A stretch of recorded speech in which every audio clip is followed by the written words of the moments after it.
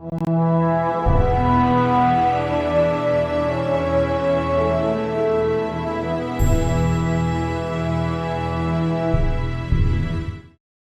afternoon, everyone. Welcome to the Casual Report. A very special episode today. We have Casual Report regular commenter, Go for Fender, Mr. Phil's on the show. An intimate show today. Phil, I appreciate your time, mate. I love it. This is the top 10 greatest games of all time list. How have you been, mate? What have you been doing? We've been playing. I've been melting, mostly. Playing Tears of the Kingdom. Obviously, we've all been playing. How much have you done? I've done three of the 4 regional phenomena. Which one have you got left? Because I've done 3 as well. The Gerudo. Garuda. Yeah. The desert one. Yeah. Yeah, that's one I've got left as well. Did you go around like that? In Breath of the Wild. Yeah. I just randomly. One thing I've definitely noticed on this over Breath of the Wild is they don't really give you much of a clear path. Just kind of like it's sort of yeah, definitely. Because I noticed when you in the first what was the town called? The first one, just off Hyrule, the starting village area. They sort of usher you top left. I can't remember who's top left now. Help me out. Top left is the bird. Gorons. Yes. No. What are they called? Gorons? The big rock people. Yeah. Is that left? That's upper left, yeah. Upper right is Sidon and the fish people. I got the map the wrong way around. No, I noticed the game was ushering me to the bird. What's the Oh. I'm up on my Zelda lore, by the way. What's the bird? I'm up on my Zelda lore. I don't know if you know. I keep forgetting the names of pretty much everything. Rito Village, that's the one. Thank you, Jade. Appreciate that a lot. Love you lots. That's my wonderful girlfriend who we've been playing it side by side with Phil. You know what I'm saying? So she's on it, mate. I noticed the game was sort of there's stuff over there to do, so it was sort of pushing me that way a bit. But I did give in, to be honest. Sorry, go on, carry on. One I did first, and then I tried to do Sidon and his people next. And I was battered in the temple, but at that point I hadn't done it. I'd got no upgrades. He's on free hearts. Say again. You're still on free hearts, like at that bit. No, I had a few. I pretty much straight away, knowing how Breath of the Wild worked, I was like, right, I'm going to spend some time just nailing shrines. Yeah, balls deep in shrines, mate. Balls deep, mate. It was more my gear wasn't upgraded. I needed to go and free some fairies. I had plenty of gear. I was scanning all those amiibos in constantly for weeks. Yeah. All them items just dropping on the floor, mate. You were like, thank you very much. Yeah. So, do you rate it higher than Breath of the Wild so far, or are you still reserved on that opinion? No, I think it's. I can't think of anything off the top of my head that Breath of the Wild did that this hasn't done and improved on. Mm-hmm. The only problem now is, am I ever really going to want to go back and play Breath of the Wild when I've got to? This is the issue, isn't it? Yeah, I'm thinking this the other day. Like, am I going to play Breath of the Wild again? Probably not. But yeah, I totally, I 100%, mate. Do you know about how many hours you've been on Tears yet, or have you managed to? Your best guesstimate, mate. 25, 30 maybe. Yeah, mate, we've been not as much as I would have liked. Yeah, definitely, 100%, mate. I know what you're saying. Yeah, I'm not hour-wise. I'm not sure myself. Yeah, I've got 8+ hours. I know this because I set my game on the Switch. You know, when the more menu. Do you know when you go into all games and it gives you that list? You can set it up hours played. this has overtaken Xenoblade Chronicles 1, and I did that in about 80 hours or so, so it is what it is. But I've just been all over it, mate. So have you done much of the depth? I did a bit, and then I left it for a while, and funnily enough, That's just scary. this afternoon I had about 40 minutes free before Rage came in. So I did start having a bit more of an explore in there. I need to spend more time going through there. I've got like 500 odd of those little light bulbs that you throw. Yes. I know. Oh, mate. I need to be using them. I always run out of arrows down there, mate. It stresses me out. And then I don't want to waste my journey, so I try and find the thing, and I just get beaten up. So I go back up. You know how it is, though, mate. But is do you reckon Breath of the Wild? I'm doing the thing. Is Tears of the Kingdom going to be your game of the year? Do you reckon, or are you reserved yet for Final Fantasy? Perhaps Starfield will be your. Yeah, I mean, there's obviously Final Fantasy 16. Obviously, there's a lot of potential, but there's also a lot of expectation. Mind you, have a lot of expectation on Tears of the Kingdom. Oh, it's massive, mate. Starfield, I don't know if you went back and watched the... I watched a bit of it, yeah. Very impressive, to be honest. It looks phenomenal. I mean, it's Bethesda. There's probably going to be plenty of bugs, especially if you play the PC version. I accept that with Bethesda. It's only really when they release something like Fallout 76 when the bugs are absolutely game-breaking that it's really an issue. But yeah, if it's as good as it looks, I know like some people were joking, be like, "Oh, it's like No Man's Sky," but No Man's Skyrim is the one I heard. I thought it was quite funny. Yeah, but it's funny, but when you look at the technicalities of it, No Man's Sky was purely procedurally generated. Yeah, I mean, in technical terms, it was ingenious, and especially after they fixed all of the issues and promised that game. If you've gone back and played it recently, it's incredible. I haven't personally, but I do hear like it gets a lot of praise for the state that it's in now. Yeah, definitely. And props to Hello Games for what they did. Shutting back, the kerfuffle, they just locked themselves down. It was like lock the door. They could have dropped it, they could have dropped it and done something else, but no, they stuck to the guns and this project they were passionate about, and boom, it was fixed, and it's lovely, mate. If you haven't seen the Internet Historian documentary on that, I highly recommend going and watching it, because it's both hilarious and really informative as well. Yeah, it's good. It's good, and that YouTube channel is really good.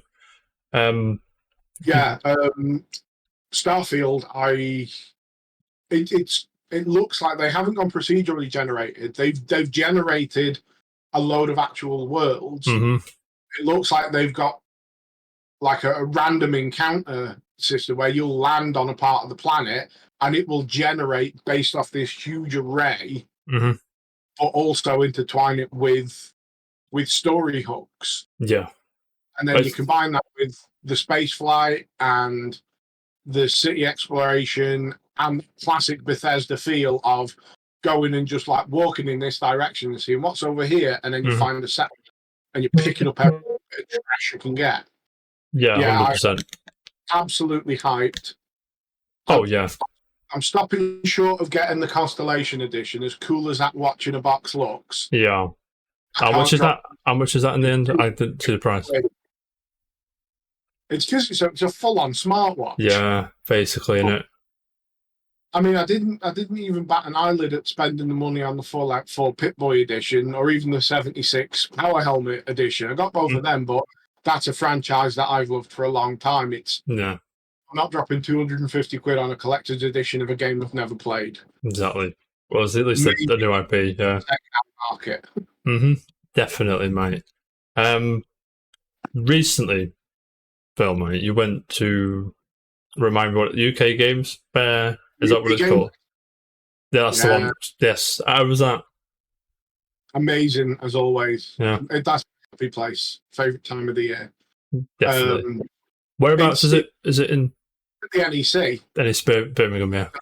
Yeah, it takes up like 3 halls of the NEC. It was their biggest year this year. Yeah. I heard it was. NEC is not small as well. Do you know what I mean? Oh, no, So it's a big place. I think over the 3 days they had a total of, I think it was 35,000 people, oof. and that was 25,000 unique visitors. Because obviously some people like me went for 3 days, some went for 2 days. Someone for But one. yeah, it's amazing. It's all tabletop gaming, board Yeah. gaming, role play gaming. It's Mhm. not really. There's not much in the way of console or PC gaming related stuff, unless So there's not much. Is there anything like that there, or? there wasn't really this year. A couple of years ago when I went, Asmodee had a big stall there because they were pushing their newly launched range of digital versions of their board games. They had Switches set up there because they were releasing like Settlers of Catan and Carcassonne and some of the classic gateway board games they were releasing digitally. So they had some stuff there, and there was something to do with Pokemon at one point there as well. I can't remember exactly what it was. But yeah, there's not normally much. It's normally more if there happens to be a game based off an IP. Like one of the best games I played there was a pre-release of the Last of Us board game. Oh, right. It's by a board game publisher called Themeborn, who I've got their first 2 games, and it's tradition. It's almost like those choose your own adventure books. Yeah, like one of them. It's kind of like a board game version of that, where it's a random stack of cards, and you turn one over, and it'll give you some blurb of like one you're going through a dungeon, one you're in space. Right. It's an adaptation of that, and it's right at the top of my list for games to buy as soon as it's available. Cool. Because it really captures the game, the computer game really well, because there's a craft element. You'll pick up like rags and alcohol, and then you can combine them to make stuff. And it's that's all cool. Conservation. That's cool. Yeah, it's fantastic. I'd recommend, even if you're not like a board game person, if you've got the Saturday or the Sunday free next year, pop that. It's an hour and a bit. Pop down and have a pop around. Guarantee you'll find some at the. Definitely. Joe, the only board game that isn't like Monopoly, I've got him in this room. Right, I'm looking at it right now. Do you know what it is? I'm going to show you. I'll show you what it is, mate. You hang tight. Very on brand for me, mate. I'll be honest with you. One of my mates bought it me for like a present, and it was, oh, you like Gears? There you go. I've looked at the what do you call them, bits, and had a bit of a gloss over the rules. Never really played it. Apparently it's quite good, but I don't know, man. So you recommend that, the UK games? Yeah. Well, looks like, looking at your pictures, looks fantastic, mate. It's amazing, and it's literally for everyone. Loads of kids, and they have huge sections dedicated for kids where they can just sit down. They have like giant versions of some board games. All right. Where the piece is like 2 foot tall and made out of foam. That's and they cool. walk around on the game board, and yeah, it's amazing. We've already got the hotel and the time off booked ready for next year. Already, that's cool, man. 1st of March to 2nd of June. Would a 2-year-old be okay there? So it'd be okay. They might be a bit young to play most of the stuff, but they'll definitely see stuff that interests them. At 2 years old, they'll be looking at all the shiny. Yeah. There's a lot of, although most of it is either publishers showing off their games or vendors. A lot of the smaller vendors, especially, like there's a larger than you'd expect presence of people selling like anime and manga merch and memorabilia and stuff like that. And there is, like I say, there's a huge selection of kids' board games. How much of that is geared to 2-year-olds? Probably not a huge amount, but there will be some. Yeah, a lot of it would be 2 by then. I was wondering if we do go, would it be nice to take him? But the Viking village outside as well. They have like Viking reenactors there all weekend. No way. Kids weapons every so often and just basically get them to charge them.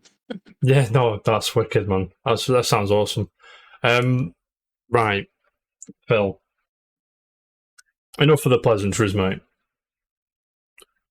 Reason I've dragged you on here is you're going to educate me. The 10 greatest games ever made, from number 10 to number 1. Unfortunately, I can't let you have 13, mate. But I can give you honourable mentions. Honourable mentions. I love some honourable mentions, mate. Before we do start, though, I want to say, when I invited you on and said, do you want to come on the show? Yeah. He said, I've got a shitty camera and a dark, dingy room, and you look fantastic. Honestly, you look great where you are, mate. I just want to say that before we start this, the rundown.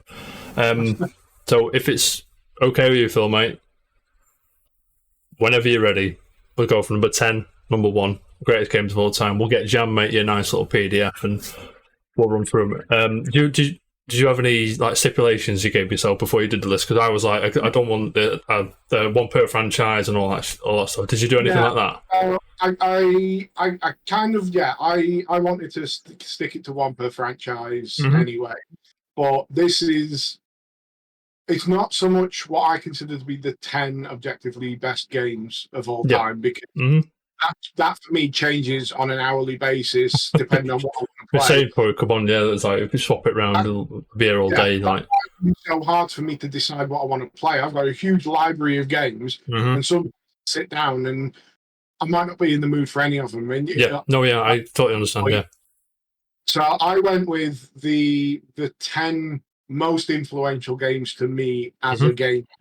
So I might think that I do think that out of the 10 on my list, there are games that I think are better games. Yeah, some games do certain things better. Yeah. That influenced me the most and made me the nerd that I am today. The beautiful nerd, mate. I love it. Right. And also, this is the first time ever where this has been a display cap until today. I was going to say it was a beautiful cap, mate. This is the freshest cap. This has been sat on my NES on my Nintendo display downstairs. But I shaved my head. Months, years, weeks, mate. Months, years, weeks. Which one is it? I've had this for a few years. Rachel bought it for me as a birthday present years ago. And she always goes, "You've never worn it. It's a display cap." No, I've got it live on. I've got live footage of you wearing this hat now. She can be quiet, Phil, mate, wonderful, wonderful stuff. I love a top 10 list. Whenever you're ready, mate. Number 10, if you don't mind. Okay, number 10, which changed 5 minutes before this. 5 minutes. It's that close, man. No way. Go for it, mate. I'm thinking about changing it again. No, Fallout 3. Fallout 3. Fallout 3. It was my first Fallout game. It was my first Bethesda game, actually, because I played that before I played any Elder Scrolls. Yeah. It was Fallout 3 after Oblivion, or was it after, wasn't it? After Oblivion, I believe. It was. I think it was, because Oblivion was a launch title for 360, if I'm not mistaken, right?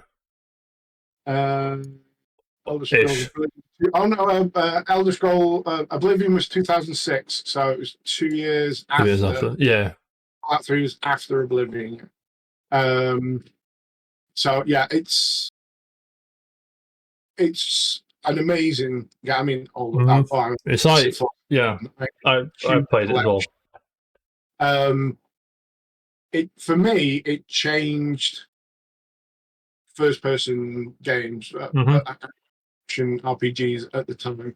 The honourable mention, the game that I swapped out for this, which even now I'm thinking, should I swap it back, is Half-Life. Because, I mean, it's... Yeah. What can you say about Half-Life? What can you say about Half-Life? Half-Life 1 or 2, or just one? This is Half-Life 1. Half-Life 1, Half-Life 2 is incredible as well. Yeah. But Half-Life changed what a first-person shooter could be. Fallout 3 changed what an action RPG could be for me. I agree. Like I was saying about Starfield, it was the first time that I had a game where it was like, right, I'll just go off in that direction. Sort of walk over there, yeah. come up against something. You'll find something, Mhm. and it might have no relevance to the game. There might not be any quest there, but there'll be in the story. There'll be like a skeleton set up and some items around it scattered. And you know that one of the designers has taken the time to just make a little vignette, a little story, just waiting for somebody to find it. Oh yeah, definitely. One thing that does it me for Fallout 3 is when you're in the fucking thing. What's it called? The vault. Sorry, beg your pardon. I was going to say bunker then. What am I on about? And it opens, and there's that sort of realization how big the world is, and that sort of you sort of emerge from it, and there's like cows running around, and like what the enemy's called, Phil. Sorry, the Raiders. Yes. Them. Sorry, they're running around, and like you say, it's I'm just going to go over here and do this, and there's a dude there, and he's like, oh, you should have seen this thing over here, and it's like, okay, I'll go that way as well, and so on. It's like a snowball down a hill kind of thing. Yeah, it's fantastic. It's another kind of like how Tears of the Kingdom has it. It gave you like there's something you do need to do over there, but you do what you want. Yeah. You could walk out of that vault at the start. I mean that's iconic. The vault opening and the bright light and coming out. Sort of like a drunk immersion after a few cans on the Saturday night. It's that sort of what's going on, but then yeah. And you can go in any direction and start exploring, and it's just amazing. You never forget the first time you get absolutely torn apart by a Deathclaw either. And obviously the aesthetic, the mute. I love the radios that you can flick on the Pip-Boy. That kind of alternate reality, post-nuclear. All the pre-post-nuclear, all like the nuclear cars, and that vision of what America thought the 50s was going to be when everything was going to be nuclear powered. Yeah. Before the actual nuclear war, that whole aesthetic is just fantastic. It is good, man.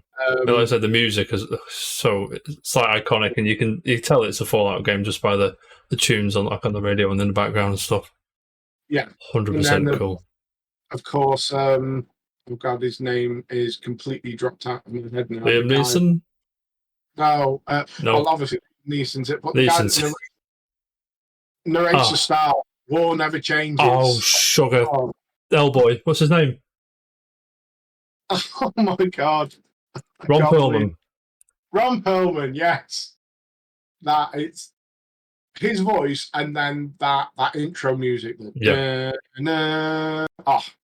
It's wonderful. It's wonderful stuff, mate. And flaws. It's just magnificent. Yes, it is beautiful, mate. You play the game today; it's so good.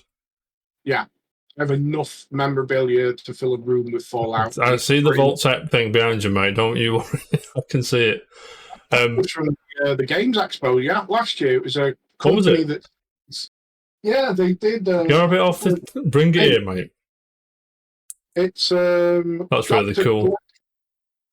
It's got a built-in projector. Of course it has.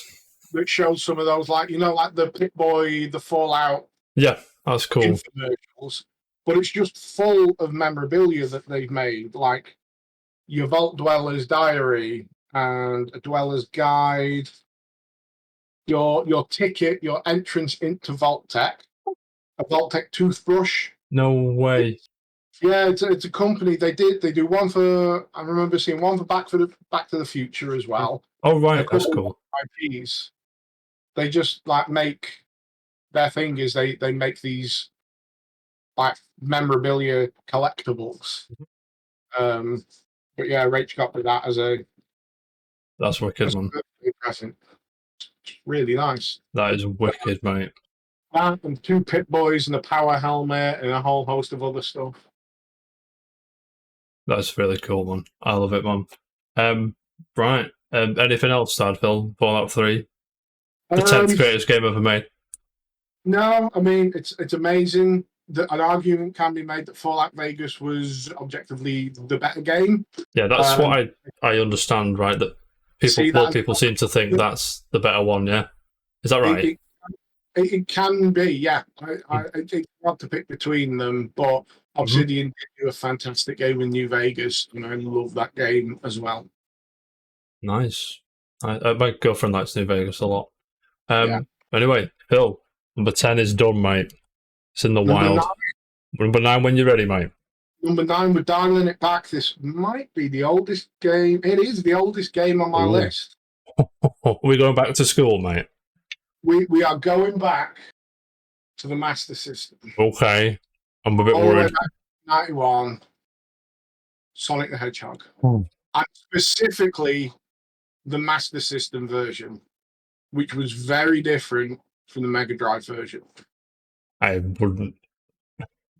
You've got It's me, not mate. a game I imagine is going to be on The first one, is it? Sonic the Hedgehog? Yeah. The Sonic ninth. 1 on the Master System. Lovely. Whereas the Mega Drive version was very much gotta go fast. Yeah. The Master System version, partly because of the hardware limitations, was a lot slow. It was more Mario paced. Right. One of the reasons I preferred it. I like the Mega Drive version. I may prefer that. You may have heard me say it before, but I'm not a Sonic. Sorry, I'm not. But I appreciate the legacy and all that stuff, and the influence it had on the industry. It's like that again, massive. It's me. It wouldn't be in my top 10 best game, but I played the absolute balls off that as a kid. The Master System 2 was one of my first consoles. Yeah. There's only so much you can play Alex Kidd in Miracle World built into it. There is only so much you can play Alex Kidd in Miracle World, unfortunately. The Sonic was much more slower paced and adventure-y on the Master System, and that drew me more. And I've the music as well. The music. The music's fun. The music's wonderful. Like, it's perfect, mate. Especially 3. It's so good. But yeah, it was just one of my earliest memories of really diving into and being obsessed with a computer game. So it had to go on my list because it was. I had a Master System before. I didn't get an NES till they were we were well into the depths of the 4th generation before we ended up getting a second-hand NES. We were always a Master System much earlier. Yeah. Because we were the poor kids, it was always waiting until it was on carboot kind of thing. So poor now. Yeah, I couldn't have made a most influential games list without it being on there. And I think I feel that. Slower paced for a younger. I mean, how old would I have been? 91. I would have been 8 years old. So 8. Yeah, I'm old. 3 in December that year. Yeah, I would have been 8 in the September of that year. Mate, you were on it. You were. Did you get one? Did the Master System come out? 90. When did it come out? 91 was it? Was that just Sonic? Sonic came out in 91. I don't know when the Master System 2 came out. Look it up for me, kid. The original Master System came out in 85, but that might have been Japan. Europe, the first one came out in 87. Trying to find the 2. Because the Master System 2 was the first one that I had. Yeah, because unfortunately, Sonic himself has had a lot of, I'll say, missteps in his time. Do you know what I'm trying to say? Sonic the franchise, you'll notice a distinct lack of any of it. After Sonic 2, I played Sonic 3 at the time, and the whole Sonic and Knuckle thing. That was like. How old was I been? I got that when I was like 5 or 6. As a 5 or 6 year old kid, and I got this cartridge that you can put another cartridge on top of, and you plug it in, and it changes the game. Was just like, what is happening? Do you know what I mean? It was wonderful. It is so good. Cartridge on top of it, you've got a tower going on. Yes. But yeah, you're right. Sonic, unfortunately, has not had a life quite as well as Mario. And Let's put it lightly. A few less than stellar releases. I'm There's looking at you, Yeah. Yeah, yeah. Um, Like I think that I think Sonic struggled more with the transition to 3D as well. I think, where Mario it just felt so natural. Whereas Sonic Adventure, people like that game a lot, and you know, for the time and the hype around it was great. But you compare it now to like what was and what it is.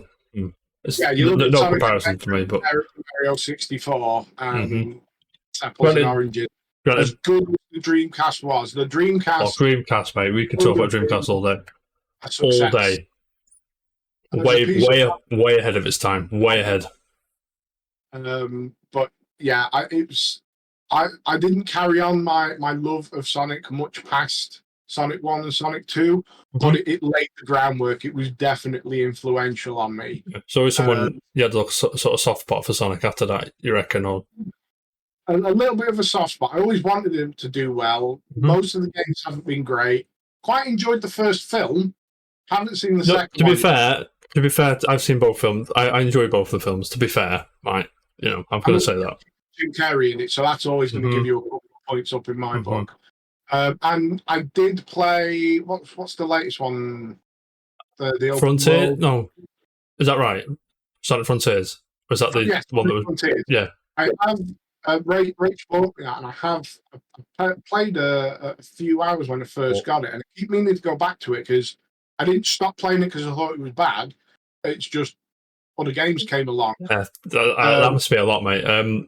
Sonic of the Wild, or if you, you know what I'm saying. Yeah, it definitely took some inspiration there from Zelda, but why not? Zelda's great. Exactly. And from what I played, it wasn't a bad game, so hopefully we'll get some Sonic. I am. Is that new one that's just to see the what did they call the obviously they've remastered sort of on the stream the other day. Origins collection or something? Something like it looks really good. Yeah. I'm very disappointed because I didn't hear any of the original music. I think they haven't used or at least remastered the original scores. I'll be very disappointed. That would be a shame. Yeah, I'm not sure myself, to be honest. But we'll see.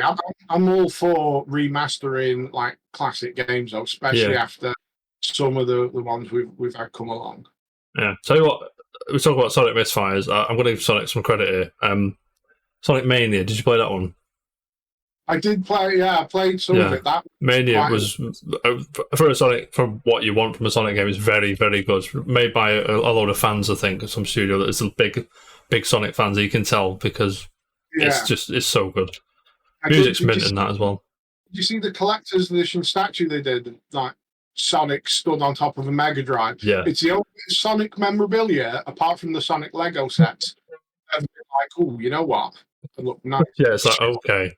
And have you seen the First for Figures Sonic Adventure statue that they're showing off now? It's basically Sonic on the front of Sonic Adventure, but as a statue with the shit around him. It's so cool, mate. It's cool, to be honest. I love First for Figures, though. They do good work, mate. They do good work. I don't need any more collectibles to start on. We don't need anything, mate. All you need is discs and cases. Phil, mate, anything to add for our main man Sonic? I don't think so. You don't think so? You go left at the start of the first level to get that free life. Yes, that's very true, mate. I always forget, to be honest. That should remind me. So whenever you're ready, mate. The 8th greatest game ever made. 8th greatest game, and I've picked one, but this really only comes as a set, and it's Mass Effect 2. Okay. Right. Fun fact, to pick one of them, it'd be 2, but these aren't sequels. This was one big game split into 3 parts. Fun fact, mate, before you go, if I may. I missed Mass Effect. I got the first one, right? I'll tell you what happened. I'll go quick because I've told it like a million times. I was playing it. It was great. Got to Rex. You know the bit on the first game where Rex sort of kicks off a bit. Calm him down, but unfortunately, because of the decisions I made and I had to kill him. I got pissed off because I quite like Rex as a character and as a party member. So I thought, I couldn't redo it as well because I think my save was too far forward and all my saves were like after it. So I was like, So I said to myself, I saw it again tomorrow, right? And I'll tell you when tomorrow was, Phil. It was like February this year. I've got the legacy. I've got the legacy thing, and I've finished the first one. I'm set up, ready to do the second one as we speak. So I'm glad you've said this one, mate. Why is the second one the best one? To you, anyway. Out of the originals, they improved the combat a lot from 1 to 2. You won't notice that nearly as much in the legacy, the legendary. Yeah, I've heard that a lot. Yeah, I got that and nailed through the whole thing, and yeah, it's fantastic. It's the best way to play the game. So yeah, mechanically they built on a lot there. They made some changes, like instead of having your which way around was it? In one of them, your weapons. I think in the first one, your weapons just overheated. That sounds right. I think so. Yeah. In the second one, they changed it so you'd pick up these thermal clips. So it was more like having ammo. It was just a bit of a quality of life thing because it did get annoying.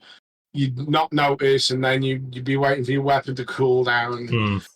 Just niggly bits like that. I mean, 1 was still a fantastic One's game. great, yeah. One's great. Story-wise, it built on the first one, and it has an incredible story arc. You said you've not played the second one yet? I'm yet to play 2 or 3. I've just done the first. Earlier this year, I think it was. I've just done the first one. You can spoilerish, mate. Don't worry about it.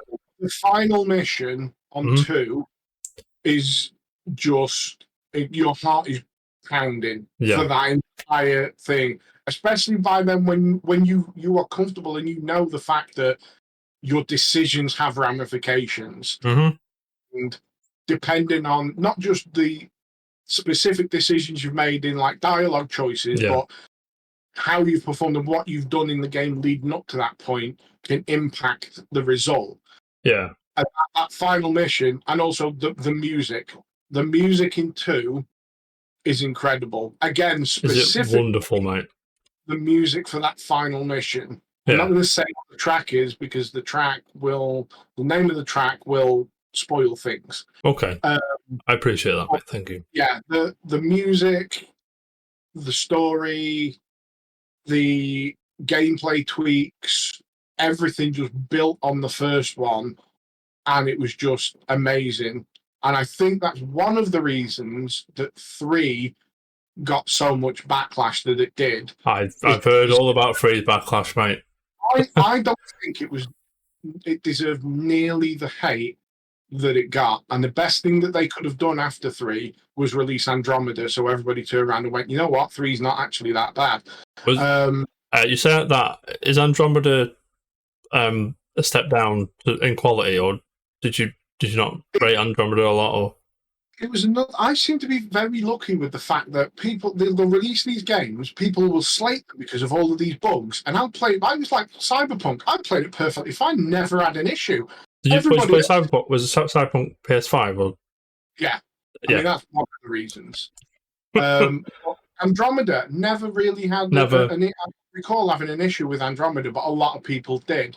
I think also part of it was everybody was expecting another Mass Effect, but the very nature of the fact that this is separate from the Commander Shepard story. Yeah. One in a different galaxy altogether, is that? It's in Andromeda, right? Is that? Yeah, this was a ship that went off to Andromeda before this whole war with the Reapers started.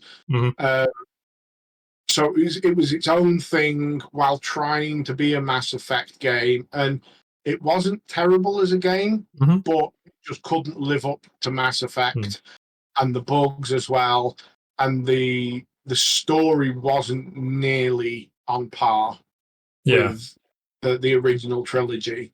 So yeah, that's where Andromeda fell down. But 3 got a lot of hate because initially, and I do get why people were upset, is after 3 games of incredible storytelling, you got to the end and the story pretty much just wrapped up and that's it. Right. Was it no matter what you did, it was inevitable what happened? Is that right? Or? Well, a lot of people said, because there's 3 or 4 different possible endings, and a lot of people said it was the same ending, just different colours. And Right. yeah, yes and no. It's more. It wasn't so much the graphical and the physical decisions that you made. It was the implications of what happened that was the difference, Mm-hmm. and could possibly may well set up for where we pick up in Mass Effect 4. Yeah, Now that people are buzzing by, yeah. wait, but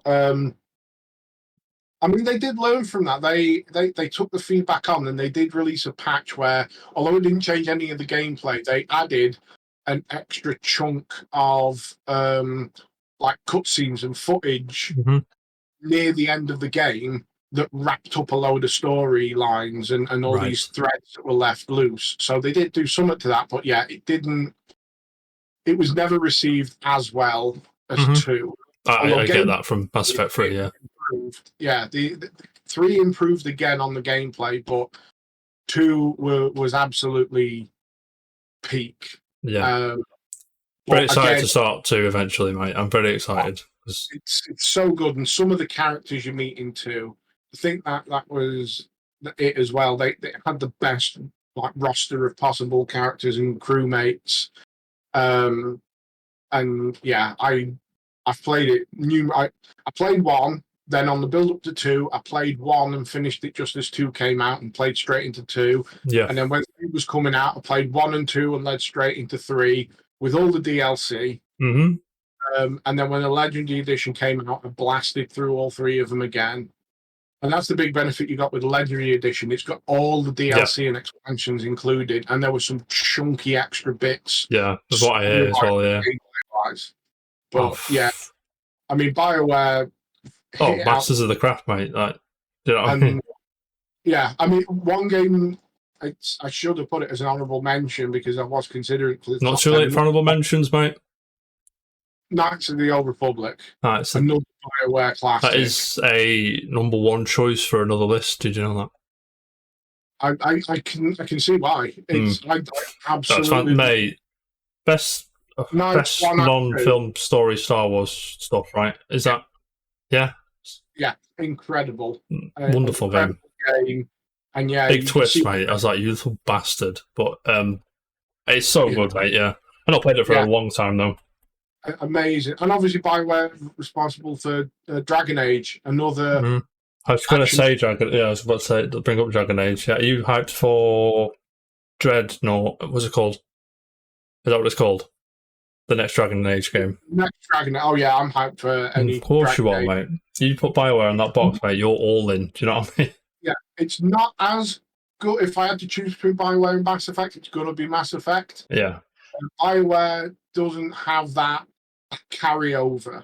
That's one of the things in terms of innovation that Mass Effect had that I can't recall anybody doing before. Is like you imported your save game. Yeah, that was the first I had. Yeah, it was like I think from going from 1 to 2, it brought in a few dozen of your decisions, and then going from 2 to 3, it said there was like over 1,000 different variables. Yeah, that it brought over that in some minor and some major ways changed the game, and that's what you've got to take it as a trilogy. That was when 2 had just come out, and people were talking about all the decisions I made in 1 were. I was like, hold up, what? And then that's why I wanted to go back, but I never did manage to get back to it until like just this year, just now. Yeah, it's important. I think that's why because they never released 1 originally on the PlayStation, but then they did release 2. Mm-hmm. So it came with like this little comic book. Yeah, I remember that. Where you would make key decisions while reading the comic book. Yeah. To simulate the decisions you'd make in the game if you were Xbox Master Race. Exactly, mate. Yeah, get if you can, just get everything. Fuck them. You know what I mean? Yeah. Like, I mean, what is there to say about Mass Effect 2? It's the status of Mass Effect 2 is legendary, and it's no pun intended, mate. But yeah, anything to add on Mass Effect 2, mate, before we move on to Seventh Heaven? No, I think we yes, given mate, it's wonderful, mate. Yeah, Phil, mate. So, in your own time, whenever you're ready, what is the 7th greatest game of all time, mate? Number 7, bit of a different game from Fire Actis, a game that is still one of my highest hours played on Steam. Sid Meier's Civilization Oh. 4. How do you spell Myers? Is it M-E-I? Meier, I think. I'll go with it, mate. Civilization. Meier. M-E-I-R. Right. What is Sid, mate? Sid is Vanessa in it. Civilization 4. Oh, I've got one of them on stick. I think it's 5. It might be 4, mate. I remember playing one of them with a friend of mine.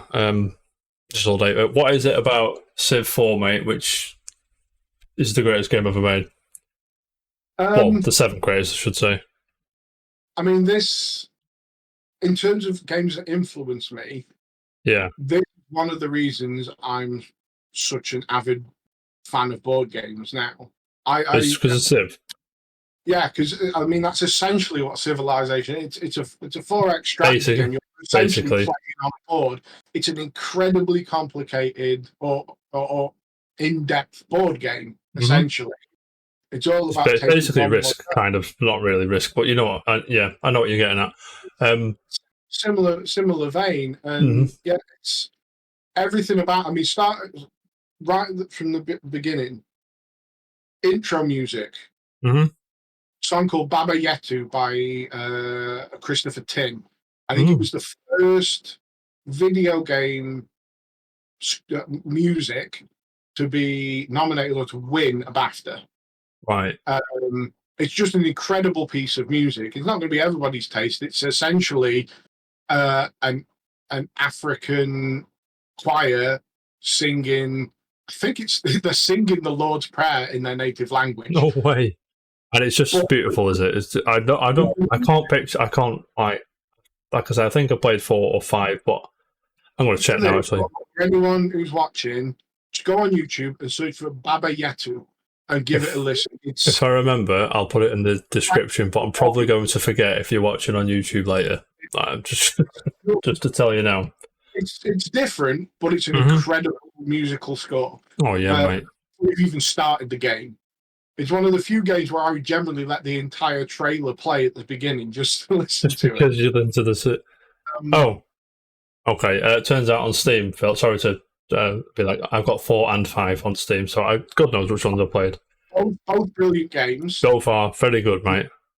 4, 5, and 6.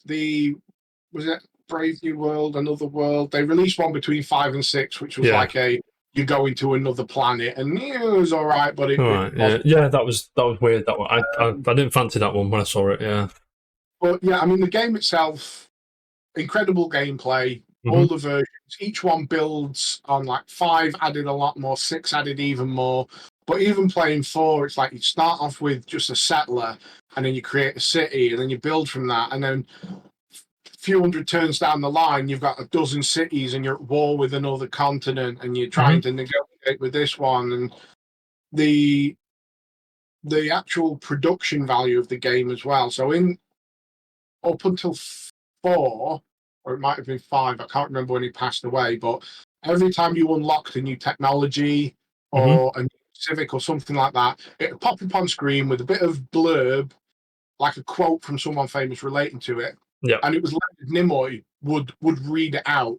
So every few turns, you'd get the dulcet tones of Leonard Nimoy just saying something prophetic to you, and you can't enjoy that.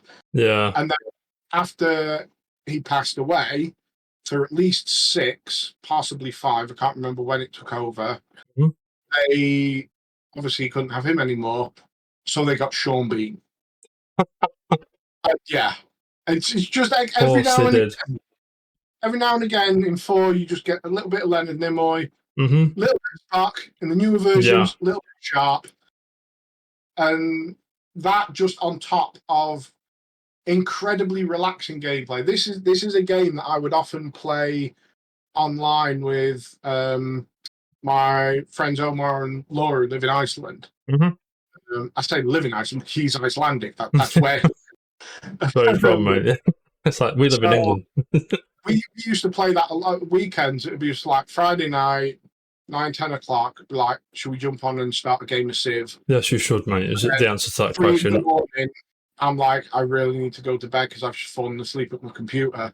So it's like taking one more turn. And you'd be quite happily playing, Hmm. but then at some point when you're late a game, somebody's turn could take like 15 minutes. Yeah, You because it kind gets of quite, yeah. you don't have your turn at the same time, but you had to wait till everybody had finished before it proceeded to the next turn. Hmm. So it'd be silent for about 15, 20 minutes. You'd just be sat there playing away the game.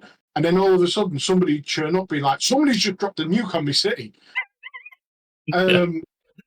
But yeah, it's highly influential. And not only is it a fantastic game, massively influential to me, it spurred on what became a love of board games. Hmm.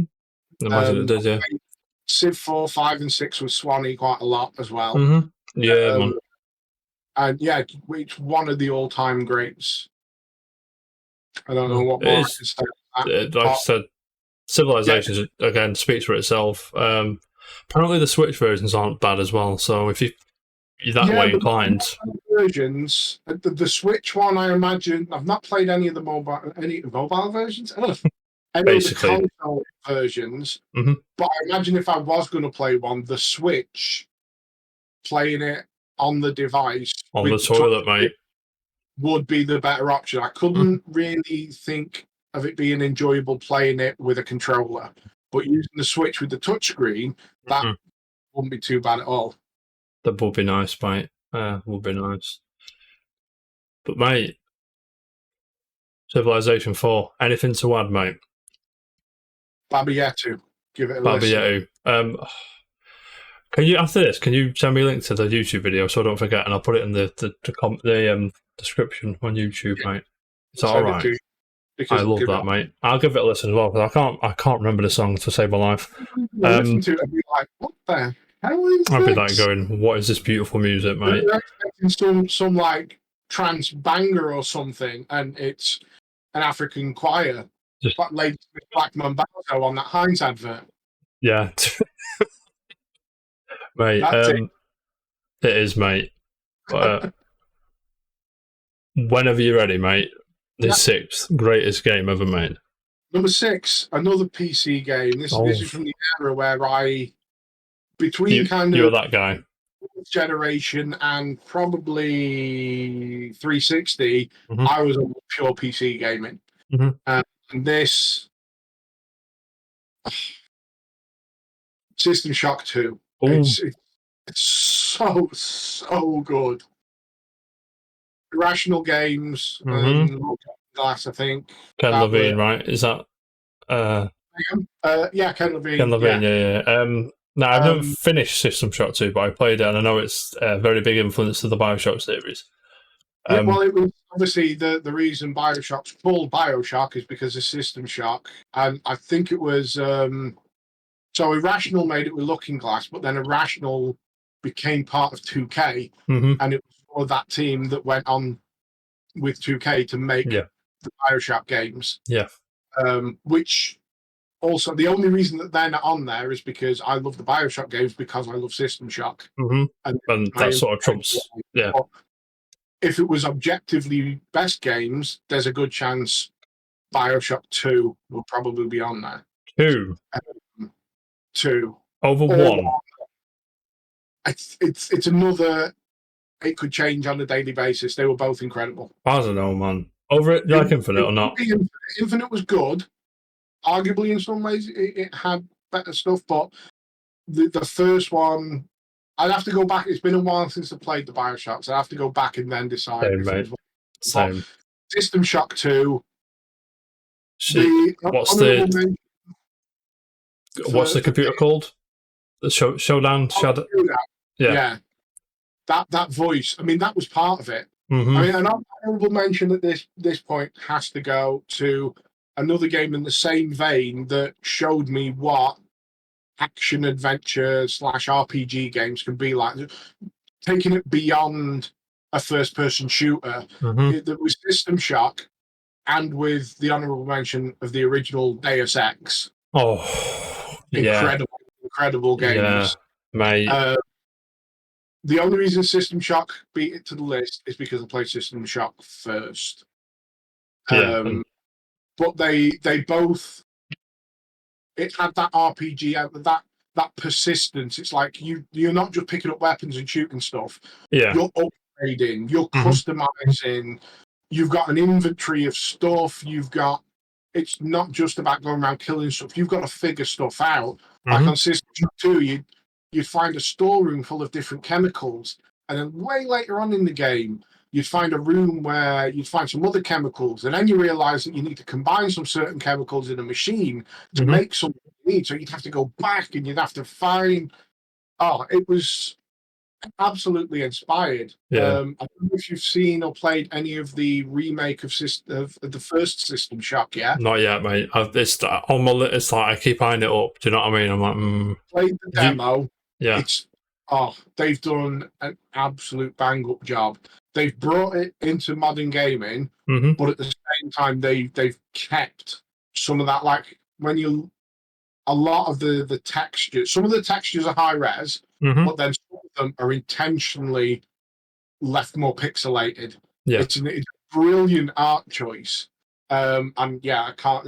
It's on my games list of games that I need to get played. The remake. I'm hoping they're going to do 2 next. Yeah. But yeah, System Shock 2, the whole atmosphere of it, when Shodan would start speaking to you in the middle of nowhere with that creepy voice, or you'd be walking down a corridor, you'd check all the rooms because all you've got on you is one of those wrenches, and you check the room, and you check the next one. Down to the end, it's like, right, the rooms are clear, and then behind you, you just go, oh, and you turn around, and there's one, and it's just like, I'm sorry. Fucking shit you up. Mate. I could just blurt about System Shock. Mate, blurt all day, mate. What year did it come out? Was it 99? 99. Thank you. Yeah. Man, it's just an absolute masterpiece, like most of the games on this list. Yeah. Yeah. Like Mario 2 levels of masterpiece. You know what I'm talking about. I don't know what you're talking about, mate. I don't. What? Don't, mate. That was for Al. I believe he's watching. Yeah, probably. It sounds about right, mate. I'm gonna get a slap when I see him. I'm gonna walk down to Cornwall, wherever he is, and just boot him in the head. But yeah, incredible game. Highly influenced me in terms of showing me what games could be like and what first-person games could be. It's one of them, isn't it? Like the tentpole of like. It was a year after Half-Life, and Half-Life was incredible. That showed people what a first-person shooter could be. Because before that, I mean, we had some great games. You look at the early first. I mean, you can't sleep on Doom and Duke Nukem and all of some of the Doom clones like Hexen and Heretic and definitely. You got like obviously Unreal Tournament as well and shit like that. Yeah, they all built on each other, but then Half-Life came along and be like, yeah, this is all great, but we're going to add some serious atmosphere and story into it. Story, characters, decent voice acting. Work to get through this level. It's not just a case of pushing forward and shooting at the right time. So there's nothing wrong with that, of course, but not at all. Every one of those games I've just mentioned is fantastic. Like, original Doom is fucking mint, mate. We were playing the original Doom in like 30, 40, 50 plus, even more than that years. You know what I mean? Yeah. Like will be anyway. You can please yourself. Duke Nukem 3D is the first game I ever played multiplayer on a PC. Around my mate's house. His dad was some big computer guy, so they had networked computers at home before anybody kind of. They were that family. So we were on his Token Ring network at home playing Duke Nukem 2 player, just shooting each other. So they're all fantastic, but System 2, again, it goes to what became my love of board games and role-playing games in general. It's that story and the persistence of it. It's not just each level is its own thing. It's you're going back, and I see that as well in like Metroidvanias, where I was about to say Metroidvania in a way, yeah. You go back and revisit. It's that same kind of stuff, but So Yeah. I don't want to come back here. Oh wait a minute! If I use this weapon, I can get up there and do this, and and there's a new bit up here, and yeah, that's so good, mate. Exactly. Oh, wonderful. I do keep meaning to play System Shock 2, but it's too much to play, Bill. You know what I mean? It's too much to play. There's so much. I think once we've got Final Fantasy 16 and Rach bogarted the TV downstairs, Yeah. I might jump up here and spend the time playing the System Shock remake. Oh, mate, that would be something. You know what I mean? But anything to add System Shock 2, mate? Anything? I think we've said it all. We're good. We said it all. Again, legendary game speaks for itself, doesn't it? Fingers crossed that the remake sells well enough that they make a remake of System Shock 2 as well. Fingers crossed always, mate. But whenever you're ready, mate, the 5th greatest game of all time. Well, number 5 is another PC game. Another PC game. PC game, but when I look back at amount of time and amount of influence games have had, realistically, this should probably be a lot higher. Okay. All right. 2007, technically, it's an expansion. I don't know where you're going with this, but go on. World of Warcraft, The Burning Crusade. I thought this might be it. I thought Warcraft would be here, because I know you're a big Warcraft. The Burning Crusade, did you say?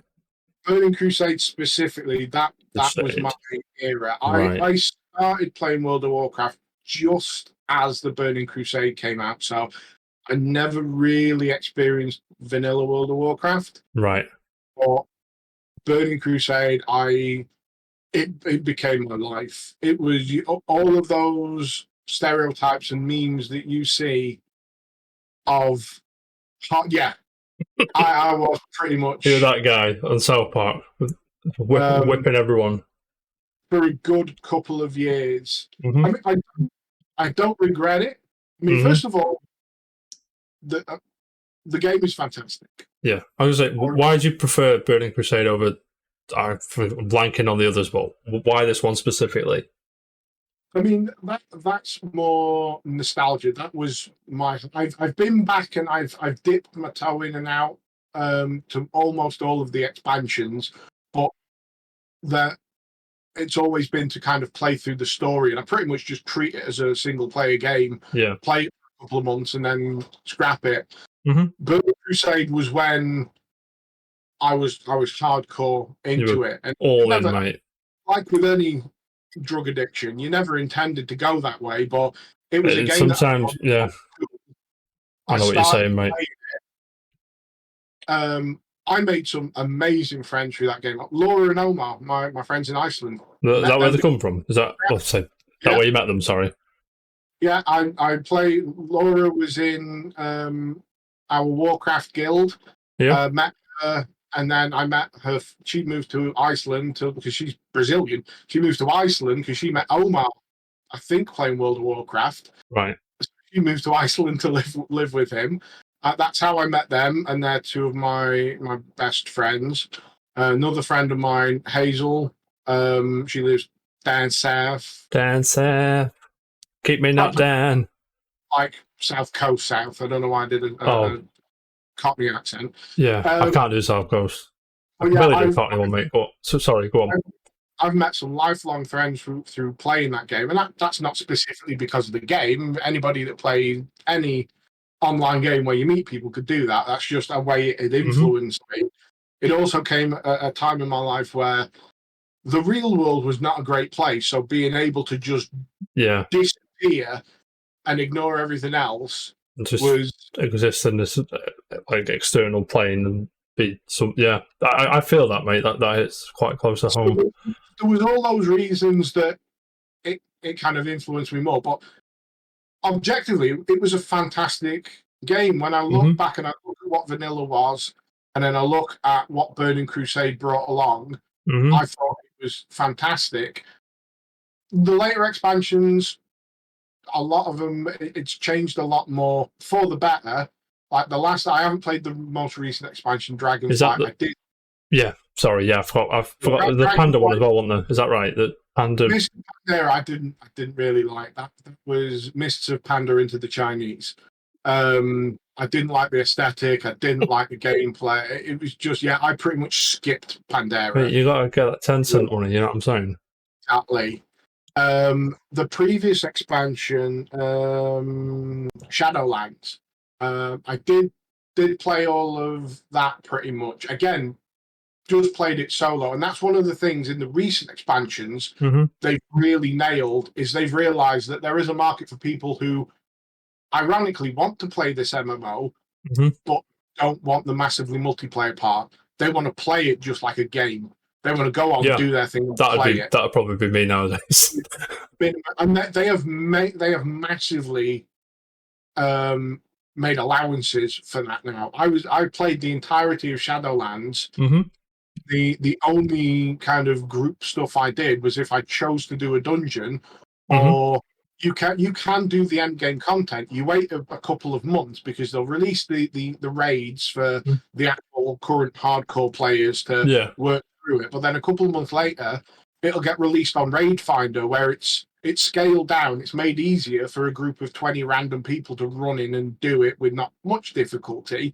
But you get to experience the content and the storyline and complete your quests and do all of that stuff that in earlier versions you couldn't do. So the modern ones, yes, they've objectively got better in pretty much every single way. But there are some features from Burning Crusade that I still think were at the time peak.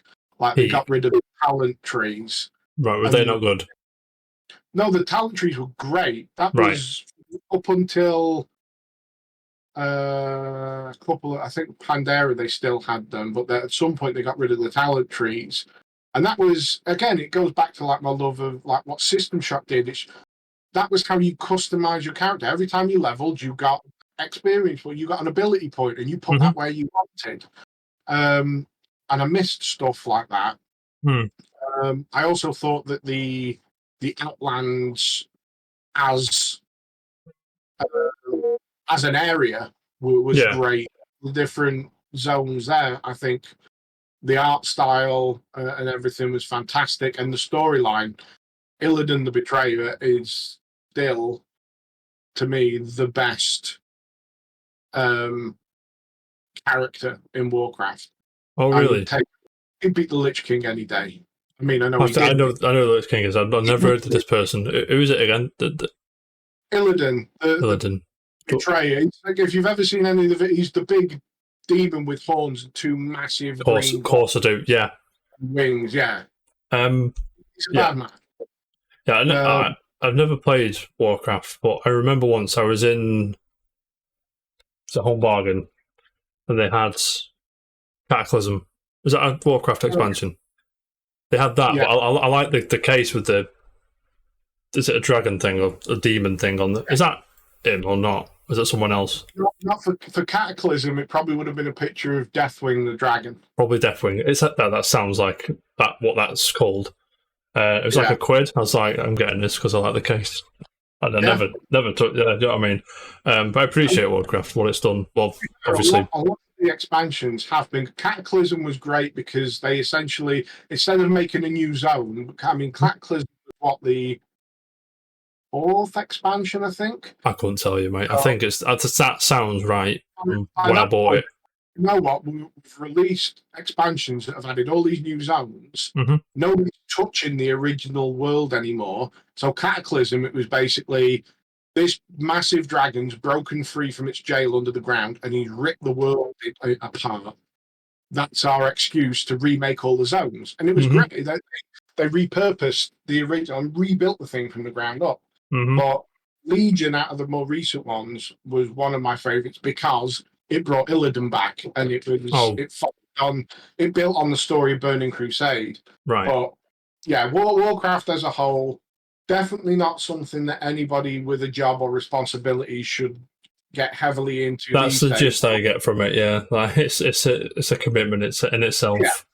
At the right time in your life, if you need an escape and you want to hang out with some like-minded nerds, I would just spend hours in the evening Alkaline Trio banging through my speakers while now we're talking, mate.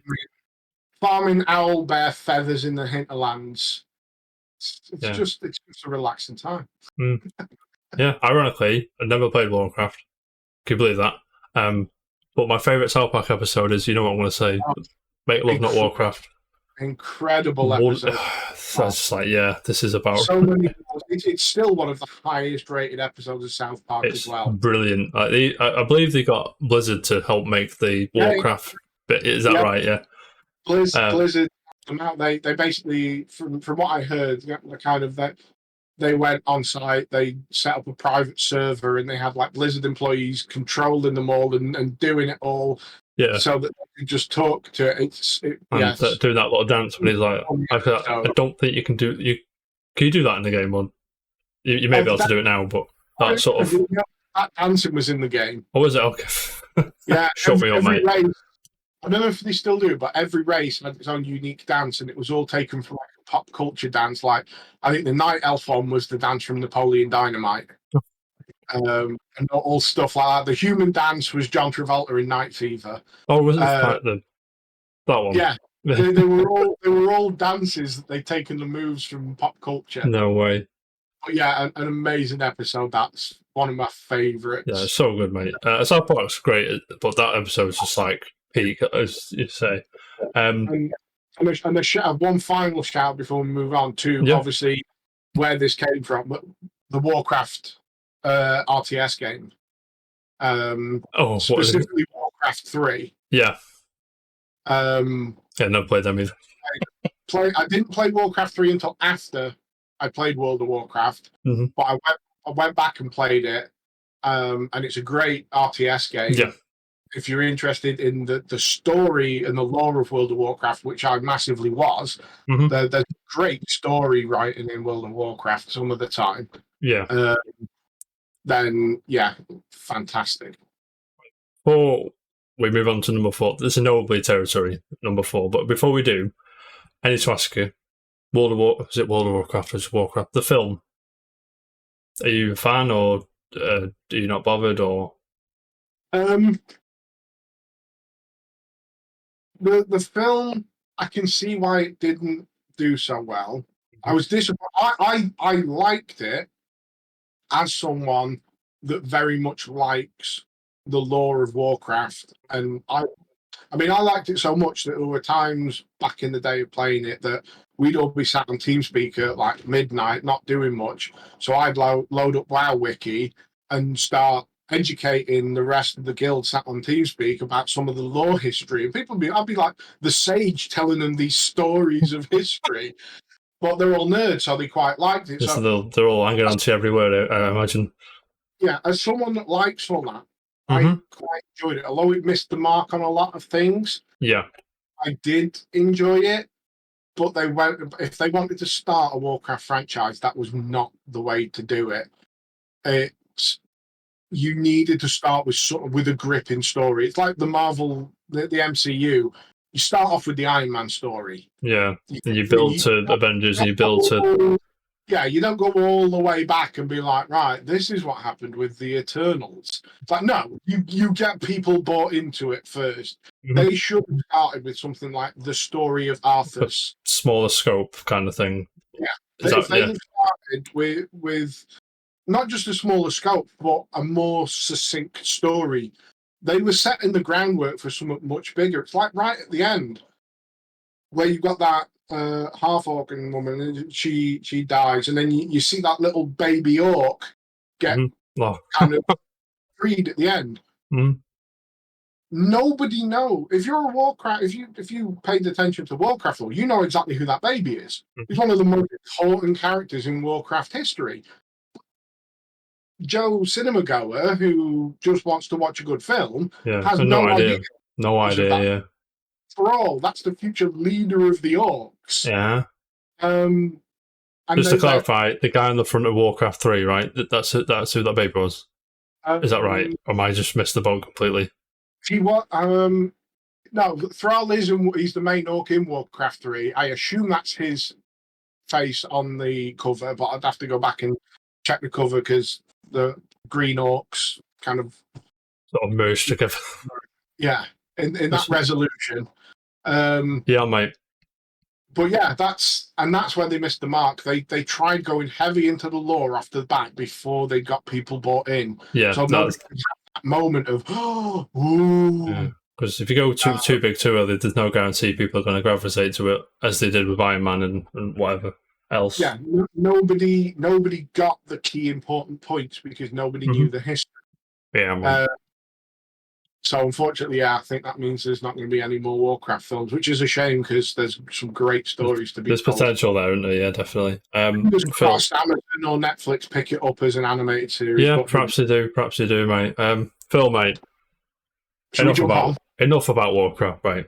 We'll talk about Warcraft till the cows come on, but before we do that, I need the fourth greatest game of all time. If you've got it for me, mate. Well, number 4 is a bit of a cheat because it's technically. Don't cheat on me. Don't be cheating now. Super Nintendo Entertainment System, Mario All Stars. I'll allow it, but it's cheating. Is it Super Mario? Specifically, the SNES version of Mario 3. But I always had it as Mario All Stars. I always had, because I always had Mario All Stars as well as 1, 2. I'll allow this, mate. Yeah. Did they even release Mario 3 on its own on the SNES, or did it just come I don't think they did. No, I think they just did World, and I think after World came out, I think they put All Stars and World as well. I think I've seen that somewhere. You got the original All Stars, and then you got All Stars and World. Mm-hmm. Yes. Yeah. Controversial opinion. A lot of people disagree on me. I personally think 3 is better than World. I agree. I think you're the first. Yeah. Fucking air fist bump, mate. Let's have it. Bang. As good as go on, sorry. And the fact that you get Yoshi in it, and let's not sleep on Yoshi. We can't be sleeping on Yoshi, mate. Don't you worry. The World is in any way anything other than a masterpiece. I just personally think they're both 10s, aren't they? That's not like. Yeah. So yeah, I mean Mario 3. Everything about it is fantastic. The gameplay, the overworld, the music, the mini games. Mm-hmm. The mini games when you're playing 2-player and you decide, right, I'm not going to do that level. I'm just going to go nick your star that you've just picked up. The shortcuts as well, yeah. Such a good game. I mean, why would you ever need to justify the decision of why a game made by Shigeru Miyamoto is on this list? Yeah, you'd be hard pressed to find a bad game by Shigeru Miyamoto, mate. To be honest with you. Yeah. Do you know what I mean? Spoiler alert, this isn't his only game on this list. I like that, mate. I don't know where you're going to go now. I think I know the franchise, but I'll see. What can you say about Super Mario All-Stars?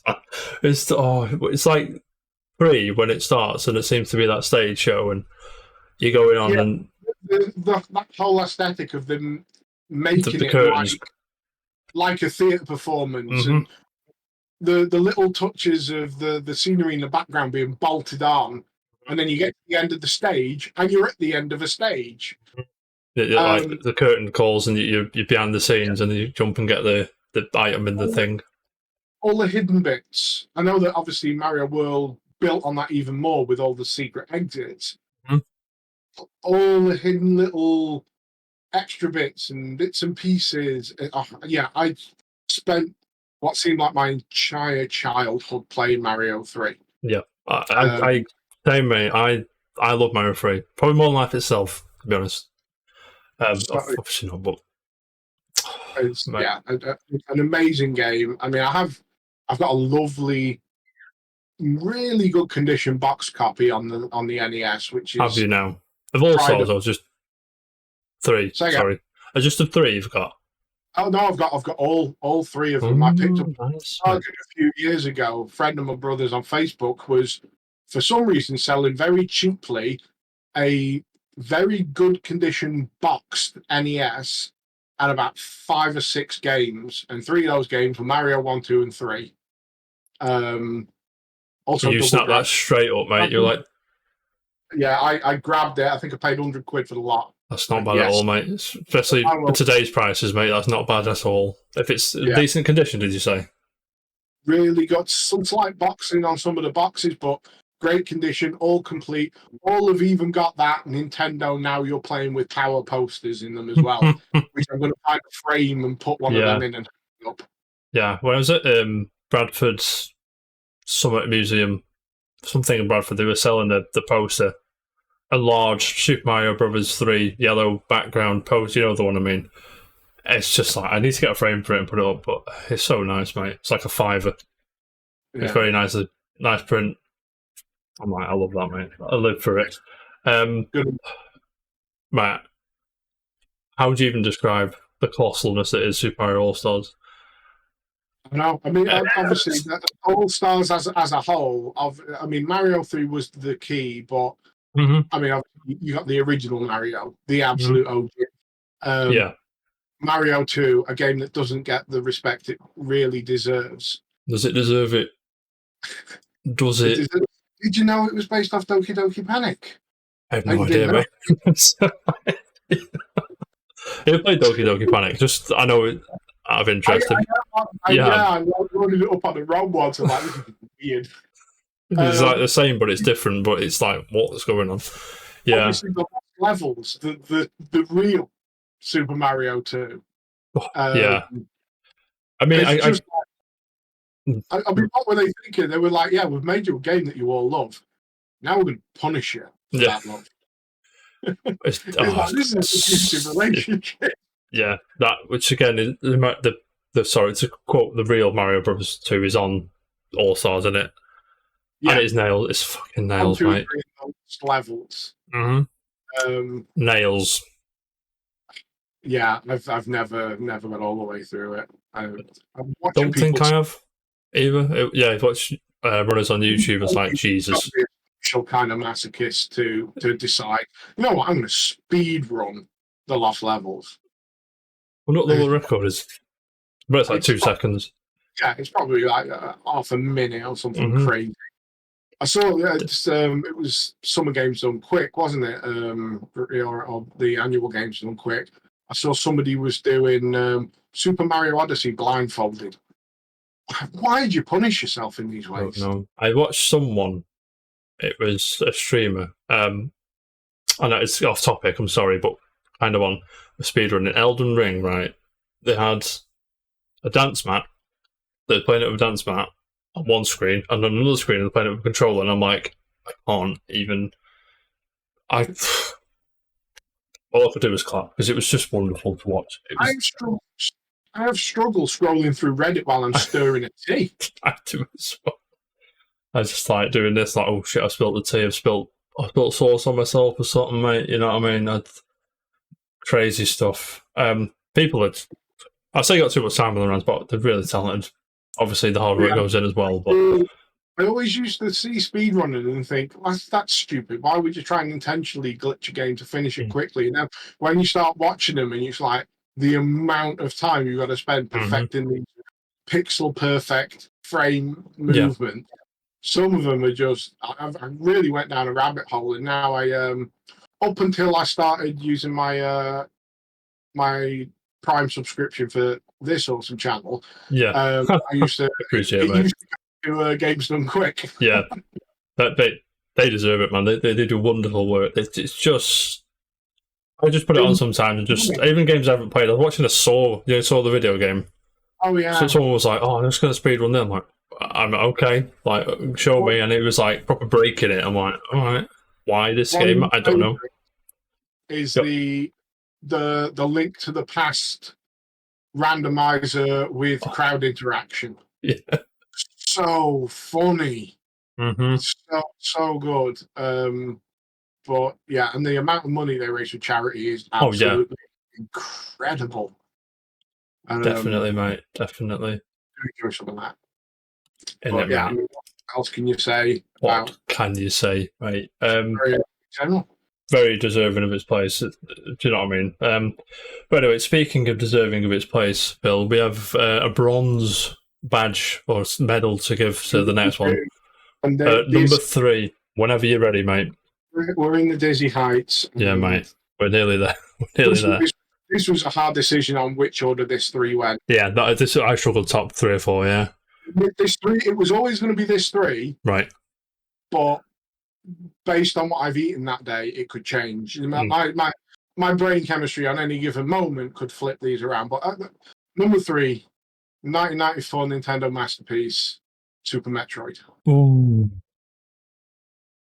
Yeah, I had Metroid Prime on my list, but I could have easily swap it for this one because I've got to make a really.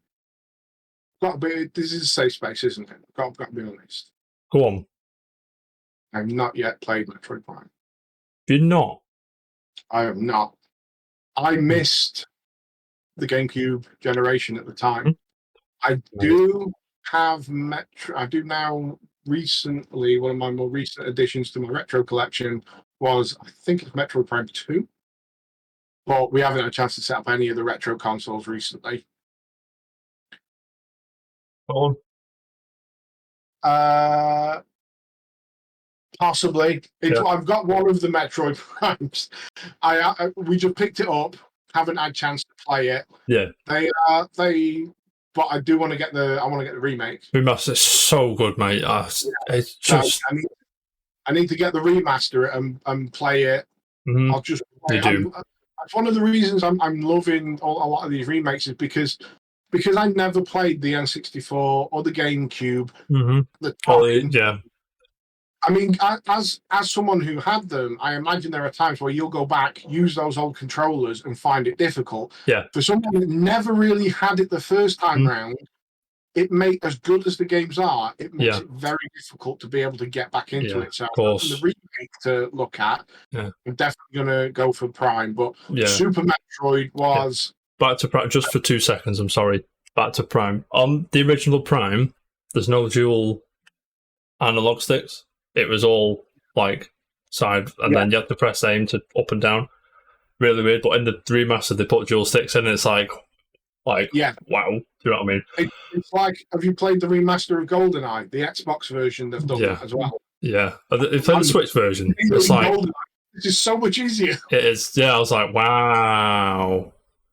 Gibbo's in the chat. Hello, Gibbo. You're already best friends with him because he's a big Metroid fan as well. So, Phil, why Super Metroid over the others? I mean, I know why, because apart from the fact it's one of the greatest games ever made. It's perfect. I don't say it slightly. Metroid it in top 10 objective best games ever. Yeah. Super Metroid's a shoe-in. Yeah, it is perfect, mate. Super Metroid is perfect.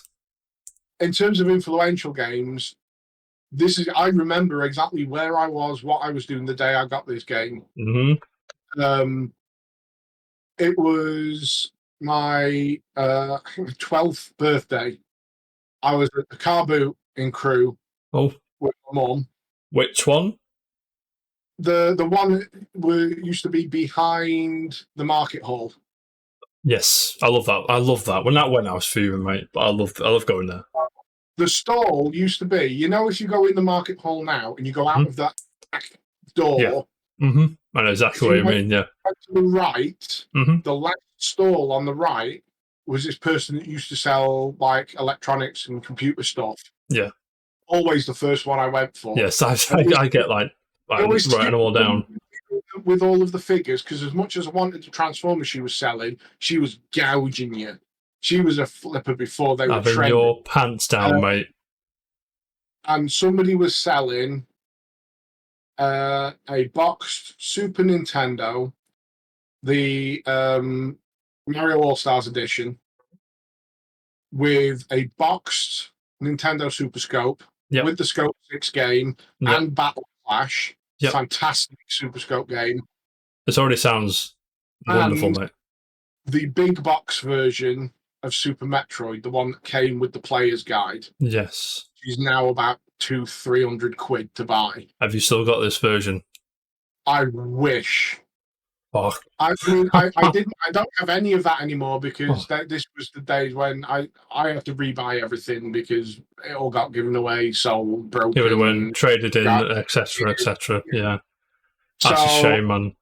The reason I never kept anything but the game is because about 6 months after I got it, one of our cats pissed on the box and manual. You're joking. Yeah, I felt like drop kicking the cat. However, that notwithstanding, obviously had the game. Thankfully had the player's guide as well in a day before there was any internet to speak of. And yeah, I mean, what can you say? Super Can you Metro. say? What can you say? This game's There's a reason perfect. that there's an entire genre of games Named named after. in part after Metroid. Mm-hmm. That that was my introduction Mm-hmm. to games like that. Games that you can start in one area and then you get some upgrades and stuff, and you'll find bits. It's like Grapple I'm hook or a double jump or figure out how etc. to get past that. And at the Mm-hmm. time, you don't realize that you're not supposed to get past it yet. So you'll spend forever trying to find different ways and shooting it and doing stuff. It's like, I give up, I'm going somewhere else. Yeah, And and it then it's powers like it clicks on it. It's like, oh like, shit! Yeah, you'll get you'll jump on the statue and you get the do do do do do do do do but mate, do do. All of a gets me sudden, you got going, mate. it's like, oh my god, that's how I get through that hole. I spent 2 hours trying to slide through the hole, and I just turned into a ball. Yeah. Yeah, it's absolutely inspired. Obviously, the gameplay is fantastic. Mm-hmm. The atmosphere, the music, the characters. Yeah, it's such a good game. Yeah. Honorable mention at this point goes to a game that almost made my list and would have been far and away the most recent game on this list. One. Little company called Moon Studios, Ori. Ori and the Blind Forest, and Ori and the Will of the whatever we'll call it. You're a connoisseur, mate. Still in the box, mate. I got these right.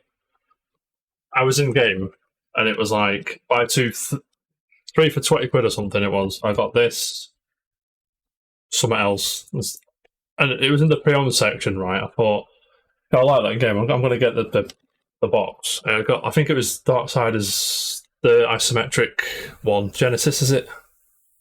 Yeah, Darksiders Genesis, and what game? I thought it was called. I'll be here all day. But I said this was in the pre-owned section, and he goes in the drawer. I got a load of them in the drawer. He brings it out. I'm like, and I said to him, "Is that in the deal, mate?" He's like, "Yeah, yeah, yeah." He's passing me over 20 quid, free games, sitting a bit, still in the box. Play it on Game Pass, can we'll get back to Super Metroid in a minute, but we will, mate. how good are those two games? I'm praying for a third one. Yeah, that's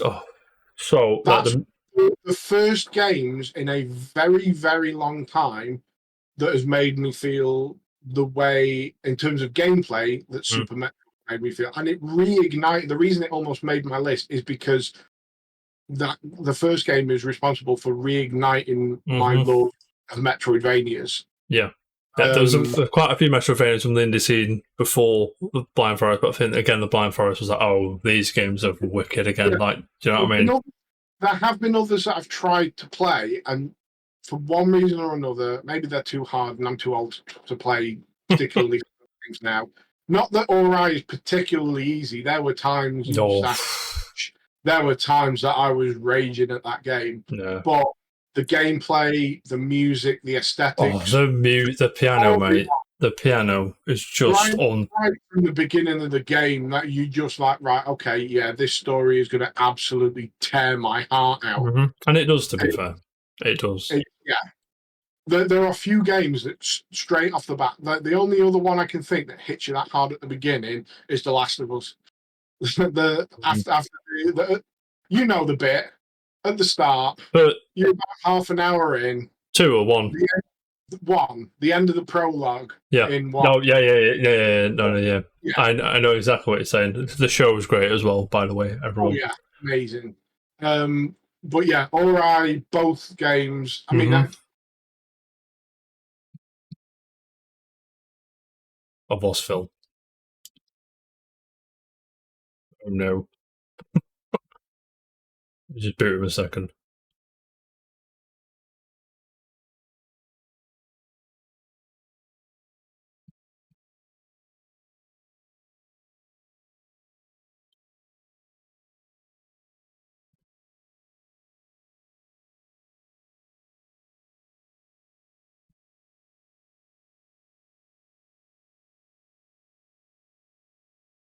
Phil.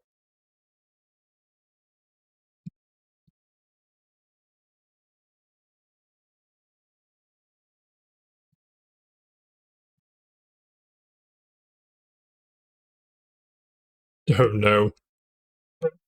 Or he's sick, mate. He's restarting Discord, everybody. Phil, you there, mate? Have you got me? I've got you. I've got your beautiful voice. I don't have your beautiful face, though, which is Yeah, which is how do I fine. get back on full screen. I've Yeah, got you don't in a worry, little mate. corner here. How do I get back on the corner? Let's see. Why is my camera not coming on? Bloody Discord, mate. I'll bloody kill them, mate.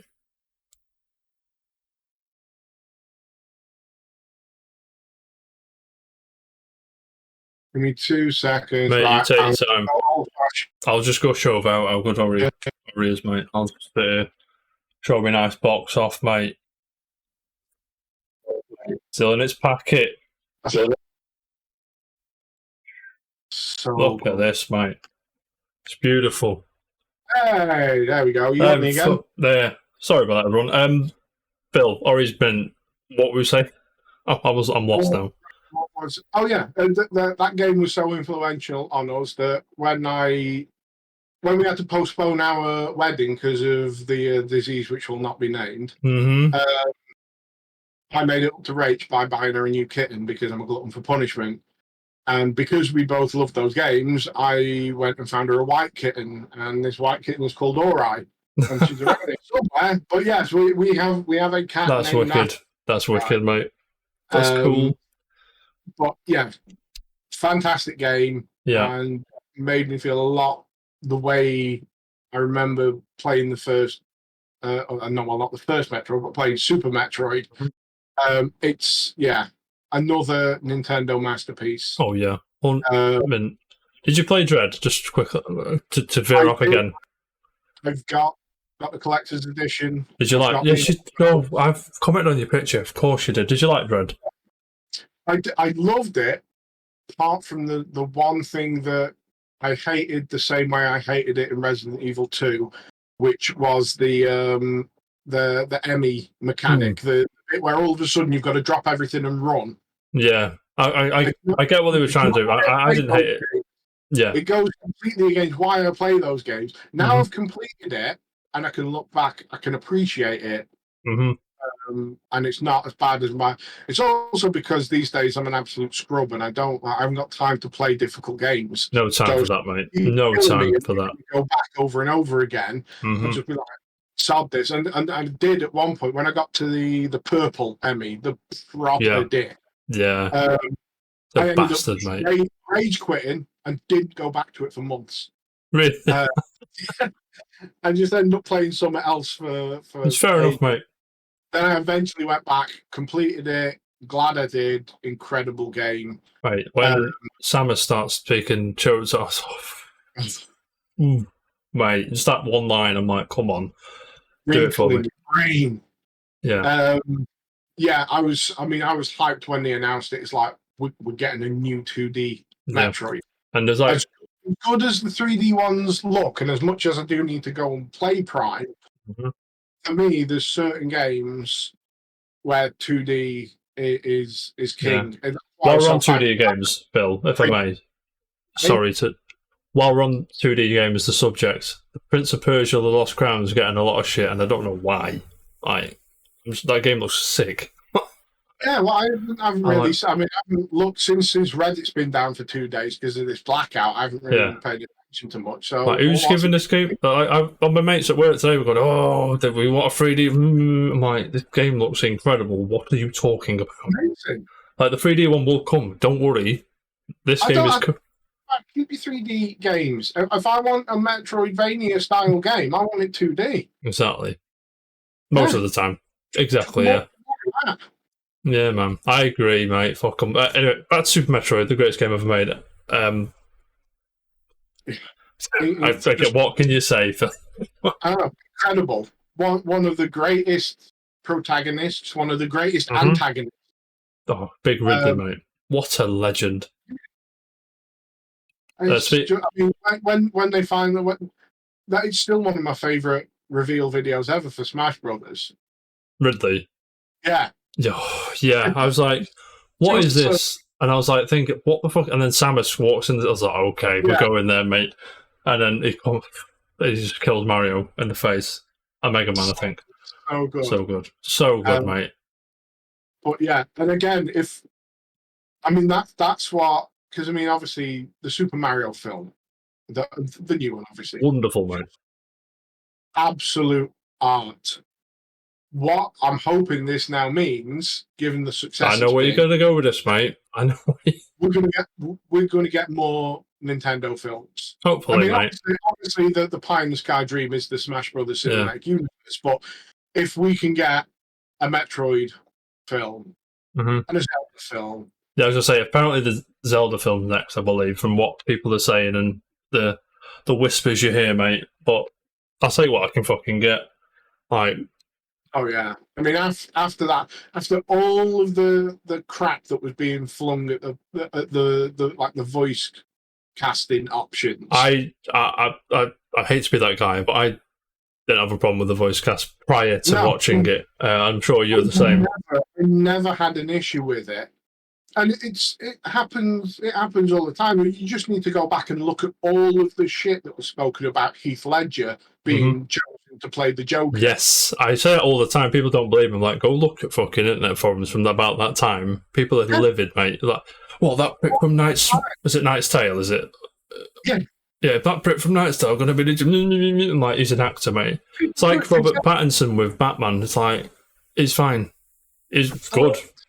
People will have someone in their head that they've always fantasy booked for that role, and anybody else. And I think especially with Mario, people were like, "Oh, why are you doing that? You've got Charles Martinet. He's always been the voice of Mario. Why wouldn't he be the voice of Mario?" And yes, from Charles Martinet, incredible, iconic voice. I've met Charles Martinet, by the way. You couldn't watch a 90-minute film of that voice trying to speak dialogue. Like legitimate, like conversations with. I know it is. Yeah, they did the exact right thing. They should. I think had him in it, Mario's dad as the guy playing Jumpman. Playing Jumpman, just that in itself is just full of Easter eggs like that. Yeah, I loved it, and obviously the great Jack Black. When I first saw that, I was going mental. I was like, "This is just what a." And Seth Rogen as Donkey Kong as well. Oh, Seth Rogen was great, but when Jack Black started singing at that piano, I was crying in the cinema. It was so funny. But yeah, hopefully this means that we're going to get a Super Metroid film or animated series, whatever form it comes in. I will take it. I hope they do this, give it the same justice that they gave to the Mario film, and they can forget that monstrosity from the 90s ever existed. Yeah. More on the subject, I would like an F-Zero series or film, Nintendo, if you're watching. I'm sure you are watching, but do you know what I'm saying? I'm not giving up, mate. Not giving up. They're making a Gran Turismo film, and that's got zero storyline to speak of. So. It's like, oh, this guy played games and now he's a race driver. Let's make a film about it. It looks. I mean, it looks. That's just reminded me. I don't know if you watch Formula One at all, but the last race. I know who Sebastian Vettel is. That's about it. But the last race, was it Spain? Might have been Spain. So Martin Brundle does his pit walk, as he always does. Well, try and speak to the drivers, but obviously there's always celebrities knocking around. Oh, is he the guy on the thing? Martin Brundle's the commentator. He was an ex-driver. But he always does his pit walk, where before the race, as they're getting ready, he'll go down, try and barge in, speak to the drivers, but they'll always be in his ear telling him that there's certain celebrities on the pit. They've got special access, and he'll be fed questions, because Martin Brundle, he's a race driver. He doesn't know footballers. He doesn't know any crap like that. But he's just hilarious. Yeah. But this one in particular, at the last race, Orlando Bloom was there with whoever this kid actor is that's in the new Gran Turismo film. Yeah. Martin Brundle just tries to be polite and be like, "Oh, it's Orlando Bloom and such." It's like, "Oh, what you on lately?" And Orlando Bloom just goes straight into this advertising pitch for this Gran Turismo film. Bang. And me and Martin Brundle have got this same expression on our face. It's like, I don't care. This sounds just. But the premise seems to be that some company has decided to get a load of kids that are great at playing racing games and put them in a real racing series or something like that. And it's like I couldn't care less. But yeah, if they make a film out of that, you might get an F-Zero. No, the director I really like though, Neil Blomkamp, who the District 9 and Elysium and shit like that. It's him who's making it, so it's in good hands. But I'm like I said, but Phil, anyway. Can't be worse than Fast and Furious. I was going to say, mate. Shall we move on to number 2? I was just about to say, anything to add on Super Metroid before we do? What can you say about it? Mate, what can you say? It's a masterpiece. This is nosebleed territory. This is just hitting the post of the greatest game of all time. Phil, what is the second best game ever made? The second best influential game to me is just right in the corner here. Is it that? Oh, okay.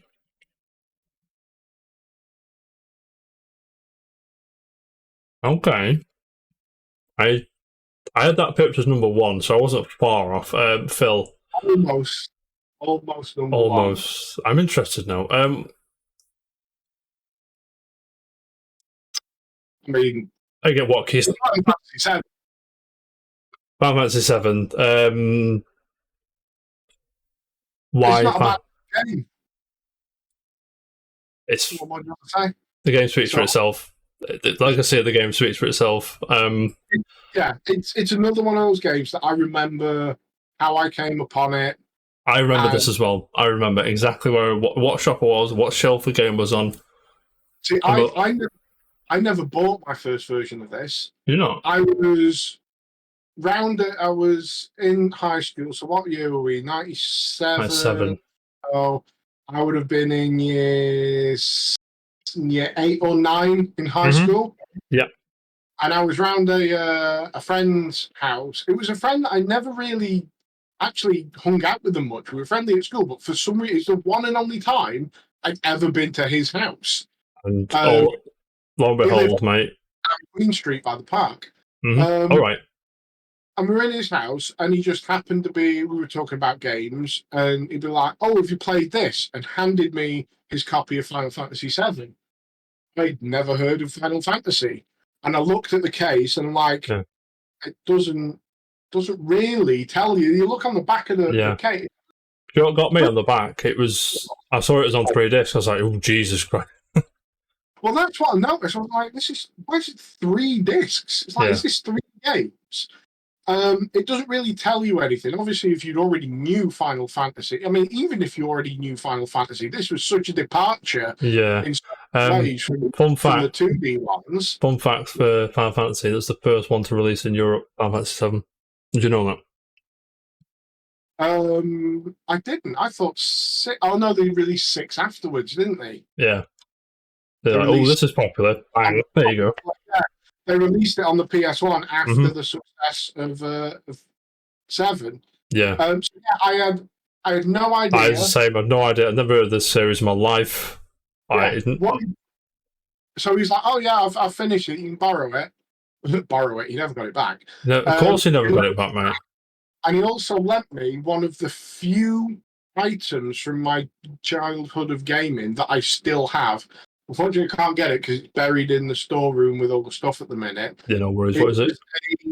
An A5 booklet of a player's guide to Final Fantasy VII from PC Gamer. Bloody hell. That is a collector's item if I've ever seen one. Jesus. God, in the days before internet, I have no idea how I would have completed the game without it. I had the official strategy guide, the big, A4. I haven't got that. I've got the Prisma or Prima guides. I've got the one. I ended up getting the ones for 8 and 9 because obviously after this game, 8 and 9 were day one. But I remember sitting, and we would just spend hours. It would be me and another mate of mine. One of us would be sitting playing while the other is kind of talking you through this player's guide to make sure we picked up every little I did this with my mate as well, yeah. 100%. making sure that we did everything to get the golden chocobo so we could get Knights of Round, so that we could beat the crap out of Emerald and Ruby Weapon. But I mean, yeah, it's some people argue that 6 was better. One of them people. For me, obviously, there's part of the nostalgia there. Yeah, definitely. I've not played all of 6 yet as well, so I'd started working my way through them. Obviously, as we discussed previously, Yeah, I started getting pixel remasters. One was great. I had to get the physical edition of that, mate. What the hell are they doing with Final Fantasy II? I don't know. I mean, don't. I know that what they were doing. They wanted it to be different. They tried a load of new things. They took a load of inspiration from how Dungeons and Dragons works. Yeah, with, like, that was one thing I noticed as well, yeah, when I played it. But it just fell flat, unfortunately. Story was... The characters were just... I'm surprised it made it. So 4 was the first really, really good one for me. Like, I'm surprised it made it that far. I'm glad it did, obviously, because obviously 4, 6, 7, 9, 10, blah, blah, blah, all speak for themselves, mate. You know what I'm saying? Yeah. So, I mean, obviously 7... Not only was it my first experience with JRPG, but the gameplay was great. The turn-based combat with that confused the fuck out of me when I first played it, mate. I was like, how do I move my kind of attack? I was like, oh yeah, there's options. I was like, okay, I get it now. Yeah. But the materia system, the music, again, the music, incredible. I mean, the opening sequence is just... Even now, it's like, oh god. All of the music is amazing. Rach walked down to the aisle to Tifa's theme. Really? Tifa is her all-time. When we watched the trailer for Rebirth, the first thing she said was, she had a big grin on her face. She's like, Tifa gets a lot of exposure in this. From the look of it, she is even more hyped than she already would have been. Big character in that, yeah. She's currently waiting. There's a tattoo artist on Instagram that's kind of Cambridge way that does incredible anime and like Final Fantasy tattoos. And she tried to get in for her birthday when her slots opened up, couldn't get in. She wants a Tifa tattoo. Yeah. But yeah, I mean, obviously all of the music is incredible. We've been to see Distant Worlds live 3-4 times now, including the one they had a specific one for Final Fantasy VII remake. Yeah, they did, yeah. The 5th anniversary one. The music and remake is just something else, mate. Nobuo Uematsu is a god. I had tears in my eyes playing remakes. Listening to that music, I had to pause the game. I was like, "What is happening, mate?" But 7, OG 7, mate, and obviously the story as well. Ragtag group of counter-terrorists going after the big corporation, and the big hitting moment, like that moment. I mean, spoiler alert for anyone who might not have played this game after almost 30 years. Don't say that, mate. Don't. 20 summer years. Wow, my brain doesn't count anymore. 26? Well, it was 97, so... Yeah, 26. 26 I got you, mate. Years. Don't worry. It is nearly 30 years. When Sephiroth kebabs Ares, it just absolutely... Like, what's happening? And you just, okay, what do we do to get her back? It's like, you don't get back. Yeah, you do not. Like, you use an action replay. It's like, no, you don't, mate.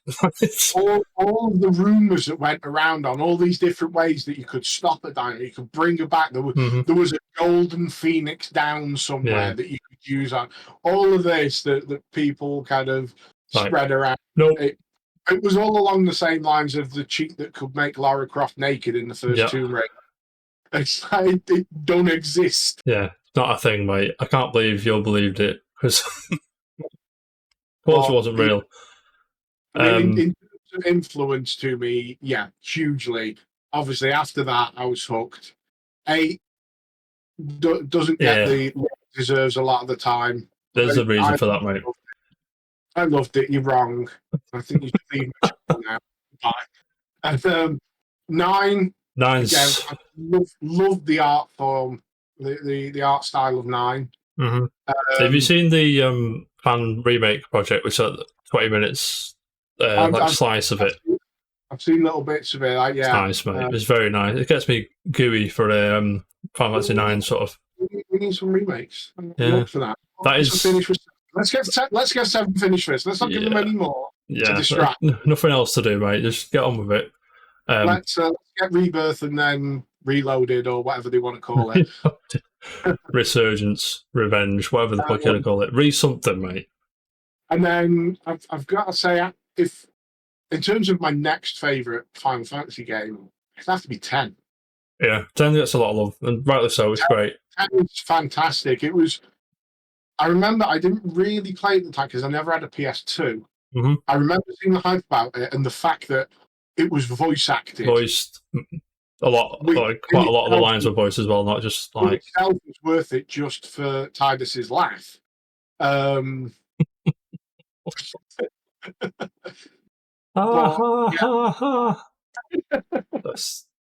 I did when they remastered it for the PS4. I glitched through 10 and 10-2. I put it on Switch as well. First one that got itself a direct sequel. That was weird. I guess a lot of shit. I played through a J-pop video, but I enjoyed it. Not as much as what 10, it was. But I enjoy it. Yeah, I mean, it was the first game's like, guns are bad, and then the second game's like the Wild West. It's like, I'm like, come on, mate. It was cool though, I guess. 11 was very weird. I remember finding 11 in Blockbuster Video in their PC game section.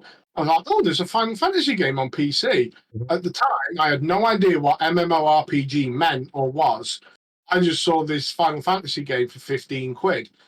So I bought it, and I remember installing it, and then logging on and going in and standing in the middle of this town somewhere, and there were other people around. I'm like, this is weird, and I realised it was a multiplayer game. I remember walking up to somebody being like, where do I start the first mission? And getting some snarky remark, and I think I logged off and never touched over there, it. Yeah. Down there by that Chocobo. Never really played 11. I didn't really play 11. I had it. I never played it.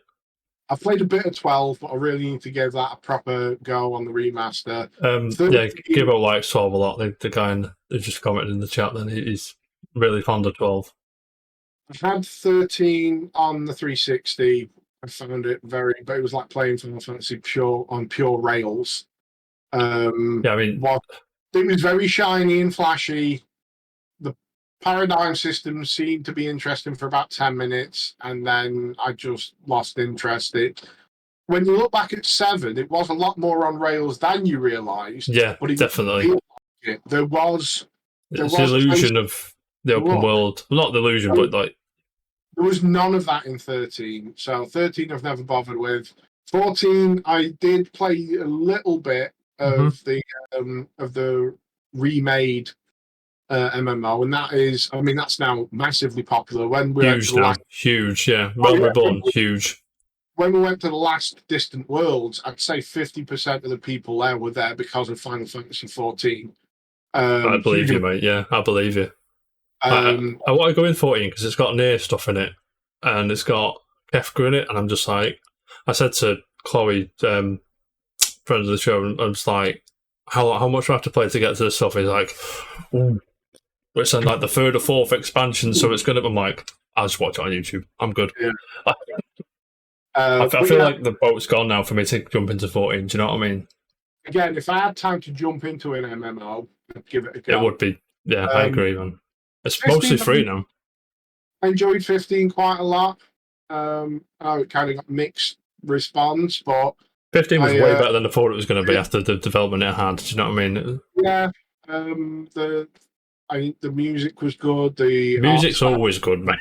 Yeah, it was great. And then obviously 16 looks like it's going to be Devil May Fantasy 16, mate. You know what I'm saying? I mean, but I mean that all for me that all stems from Final Fantasy 7. My enjoyment of any kind of I mean, 6 is my favorite Final Fantasy, but if it wasn't for 7, at the time, I wouldn't play 7. From the bits I've played of 6, I can see why it's considered arguably the best. And I may objectively end up agreeing with that once I finally actually Maybe one day. That's the beauty of Final Fantasy, mate. There's no right answer to which is the best one. Yeah. You know what I mean? And obviously, if we didn't have Final Fantasy 7, we wouldn't have got Advent Children. And that's is just a cinematic masterpiece. I wouldn't go that far, mate. But I mean, cinematic masterpiece. Don't, mate. Don't. Why is no? I'm good, mate. But mate, what can you say about Final Fantasy 7? You should, if you haven't played it, you should play it. You should, mate. Play the remake. Would you, if someone comes to you and says, "Phil, mate, I'm into this. Look at this Final Fantasy shit. I'm going to start with 7. Should I play 7 first, or should I just go straight into the remake?" What do you say? For most people, I'd say remake, because a lot of people would find it too jarring to go back and play. To be fair, that's a good point, mate. Early 3D PlayStation. That sort of early Polygon era. What I would do is I would ask and maybe look at the kind of games that you play. Mm-hmm. And if then say, yeah, yourself, I would be like, mate, get yourself, dust off your old PlayStation 1, slide in that memory card and make yourself comfortable. We're going on the journey, mate. Yeah, the only time you're moving is when you put disc 2 and 3 in. Mm-hmm. Yeah. But most people play the remake. Yeah. Here's the remake, though. I'm going to spoil a smidge. How can I spoil the remake? You tell me. It's like, who the fuck's this guy with black hair? Who's this Sephiroth dude? You don't really know him until after you've left Midgard. You've found out his story, and that's the only thing with remake. But again, as someone who played Final Fantasy 7 1,000 times, my penis was out, mate. You know what I mean? Sorry to be crass, but it was. There are certain videos. If I need a bit of an endorphin rush, I need a bit of a pick me up. There's a few videos that I can chuck on YouTube that will just kind of make me feel better. One of them is the game-winning goal from Game 7 of the 2014 Stanley Cup when the Kings won. It's been spliced to the music of My Heart Will Go On. I love it. Spliced to My Heart Will Go On, mate. It's so fun. It makes everything better. Yeah. But a lot of the time, it's some of those reveal reaction videos, and it's that initial reveal of the Final Fantasy remake. I remember being sat with. I remember exactly. I know exactly where it was, mate. Yep. We were sat in my house on a. It must have been, I'm guessing, like a Friday night or something. Probably watching wrestling and playing hockey or something. I think it's usually Saturday. I had the stream going. It was the year they announced the PS4 as well, wasn't it? Because that was the year that Sony just absolutely backed the year of dreams, yeah. 26. I don't think it was. The Xbox One had just announced like no game sharing and always on, and connection was hardwired, and you had to kick in the balls every time you press the button, and they did everything to just not want to sell them. And then Sony came along and being like, that little video they released where it's like, this is how you share games on the PlayStation 4. It's just like they want it before it is even a thing. They must have thought all the Christmases came at once. And then the grin on his face when he's like, we've got a little somewhere now, and you start watching the video and you're like, oh, what's this? Yeah. And then you start being like, that's the bit of the graphics familiar there. And then for me, it's where you see that slide. That slide. I was going to say that slide. That's the point where you lean forward. It's like, and then it pans out and you see what kind of looks like the reactor building. And at that point, I stood up and I'm just like, don't you do this to me. It's like, don't you dare. And then that reveal at the end where Cloud and Barrett walk in. Yep. It's still one of the greatest moments ever.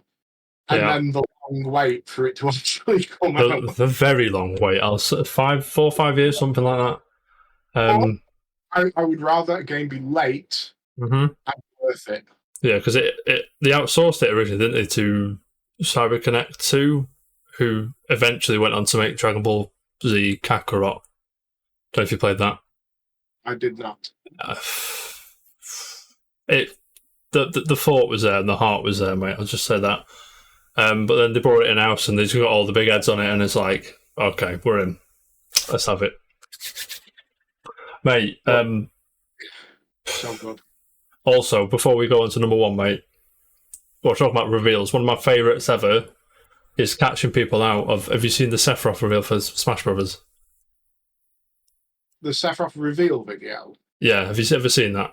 It was at the Game Awards one year. It just started. I need to find it. Yeah, it's the Smash Brothers fight and blah blah blah blah blah. And the main enemy dies, and then the camera sort of pans out, and in the fucking foreground you can see like this little figure, and one winged angel just goes, dun, dun. I was like, oh, shut up, and then it pans into him, and it just goes to Cloud, and he's like, Sephiroth. This is Japanese voice, can't do it, but and catching people out, because if you don't know that Sephiroth in the first 2 bars, you're a fraud, and you start freaking out. You're a fraud, mate. Every day of the week. But Phil, that's mate, another one of my favourite reveal videos to watch is the Smash Brothers Ultimate, where you just because like, I'm not a fan of Splatoon. Yeah, and you just watch it. It's like, oh, it's Splatoon. Like we've seen this. Funny fact, zeroes in on her eye. You see that logo. That was the watching it at the Nintendo store. I think. Yeah. Oh, that video is amazing. When I was jumping around, mate, it's so good. Fun fact: that was a rehash of the original reveal for Splatoon. So I was a bit confused when I was watching that. I was like, why have we seen this? So what is this? And then it just goes dark. I'm like, don't. I knew what it was, but the second it went dark, I was like, you're not. And then she turns around and it's like, oh, you're right, mate. So good, mate. Phil, mate. It's about time we wrap this baby up, if you don't mind. The greatest game ever made. Greatest game ever made. If you don't, just behind me. I was going to say that figure there. Is it the figure and the console sat next to it? Oh, is it going there? It's Link's Awakening. The older one, yeah.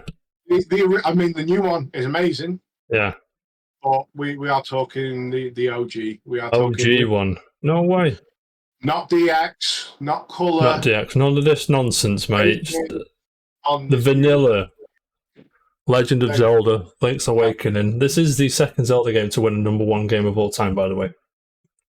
On this yes, but another from my amazing wife, who's just snuck in over there. Hi, Rachel. Hello, if you want in, Jackson said hello. He says hi. Loving life, mate. Why, like, the other Zelda that's number 1 on another list is Ocarina of Time. Ocarina of Time. What I'm saying. Why this one specifically?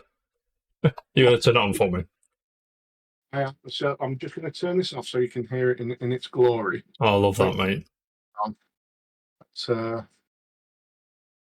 Hope everybody in the chat is ready for this. I don't think they are, mate.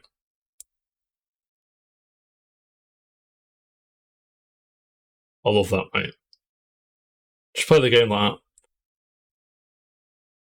that. Super Mario Land 2, is it? That's Super Mario Land, the first one. The first, yeah, beg your pardon. Which, some of the best music ever made. Yeah. Especially on a handheld device like that, and at that time, it's just unreal how they got it going. Do you know what I mean? Yeah, so otherwise I'm going to be playing it. But why Link's Awakening? Why not A Link to the Past, Link Between Worlds, Ocarina of Time, Majora's Mask, Breath of the Wild, etc.? Why this one? It goes back to what influenced me, and much like my story for the SNES, I remember specifically getting both the Game Boy and Link's Awakening. This was, when would this have been? My 10th, 11th birthday, because it came out in 93. Yeah. I didn't get it, so it would have been my 10th or 11th birthday. Mm-hmm. I was in Liverpool in a toy called BT's. Yeah. And there was a second-hand Game Boy and a copy of Link's Awakening. Again, I'd never played a Zelda game, Mm-hmm. so didn't really know much about it. What caught my eye, and this is my final honourable mention, actually, a game that most people probably haven't heard of. Well, of these, mate. On the back of the box, it looked, although it was obviously monochrome, it looked similar to a game that I had on the Master System, which was Golden Axe Warrior. If you've never heard of it, Golden Axe Warrior, it was a Sega game published by Sega. It was very much trying to be a Zelda clone. Right. It was a top-down action adventure game. It was Zelda, but made by Sega, using the Golden Axe IP. Right. That's probably why I never heard of it. I've never heard of that. Arguably, that should be in my number one spot instead of Link's Awakening, because that was my true first play of the top-down adventure game. But I could never finish it. Is it too hard, or just you couldn't? I mean, I was a kid, and it wasn't the easiest of games. It was as difficult as the original Zelda. Yeah, to be fair, yeah. With a lot less magazines telling you where to go and how to do it. So I saw Link's Awakening. I wanted a Game Boy anyway, and I think I got Mario Land, Tetris came with it, and I got Link's Awakening. And I remember we go on summer holidays to Butlins in Skegness. Oh, yeah. And there would be, because obviously I'm one of 7, there would be 9 of us crammed into my dad's car, which, depending on when that was, would either have been an old Land Rover or Volkswagen People Carrier. And me, the middle child, was crammed in the middle.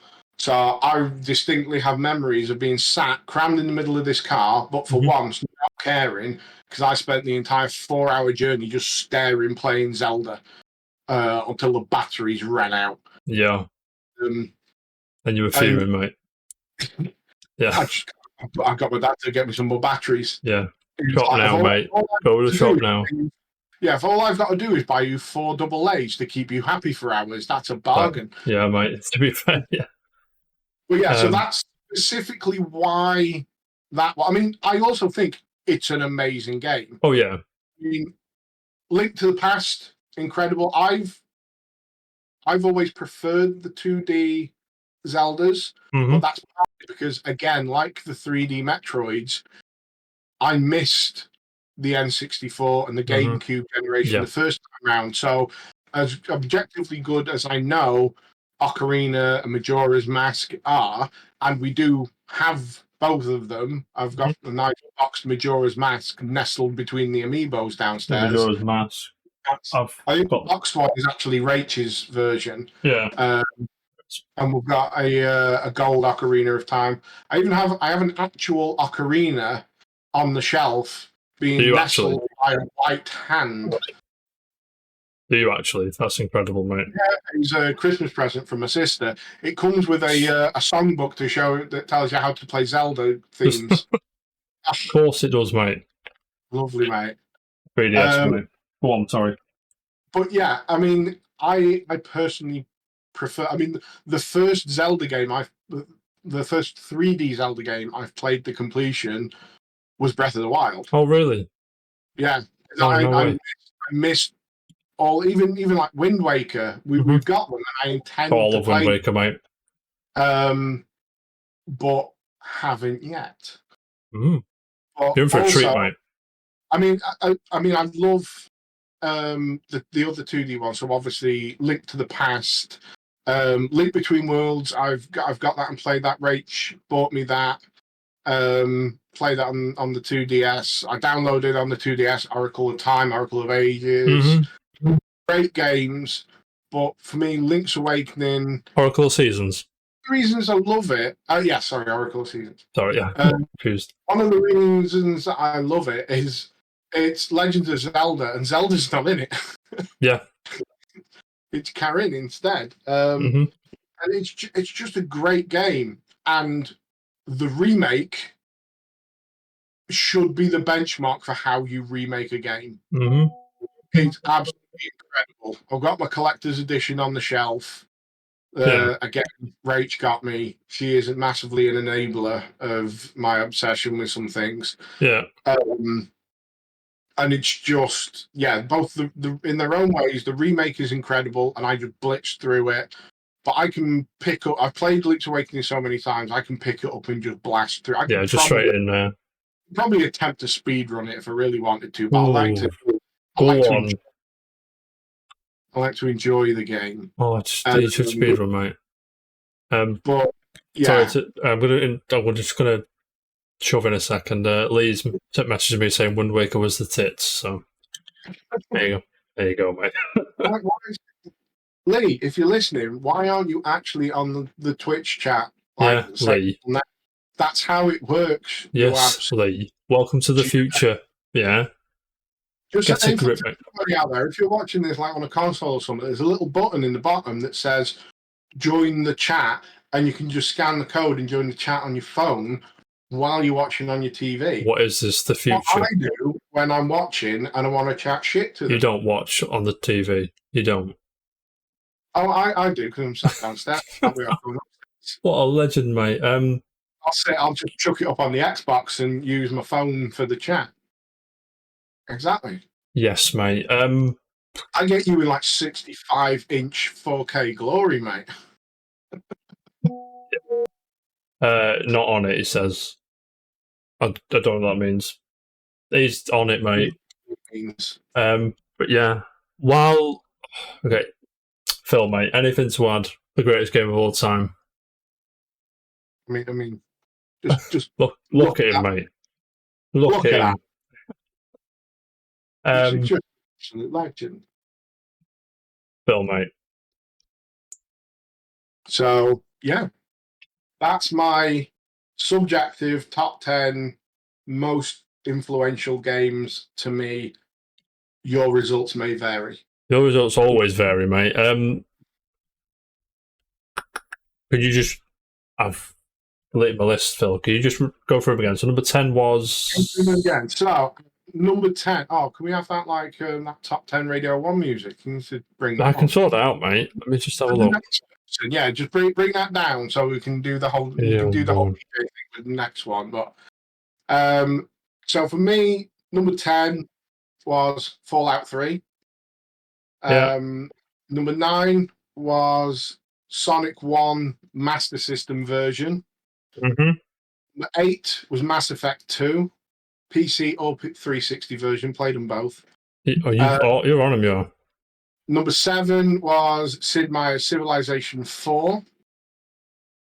Number 6 was System Shock 2. Number 5 was World of Warcraft Burning Crusade expansion, if we're being specific. We're all being specific, mate. It's your list, mate.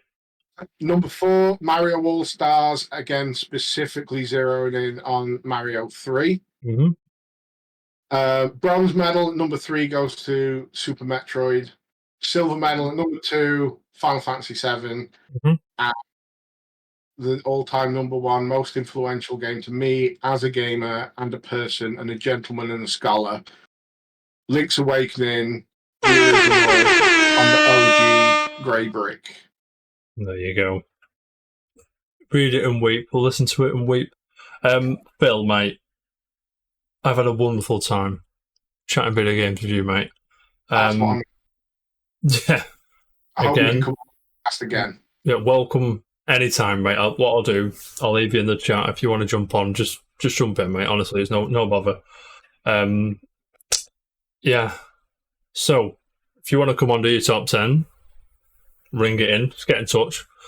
We'll sort it out. It's like the whole Ice Bucket Challenge where you got to nominate someone. I'm calling out like Al now. In fact, Al, okay, we're calling out Ali now.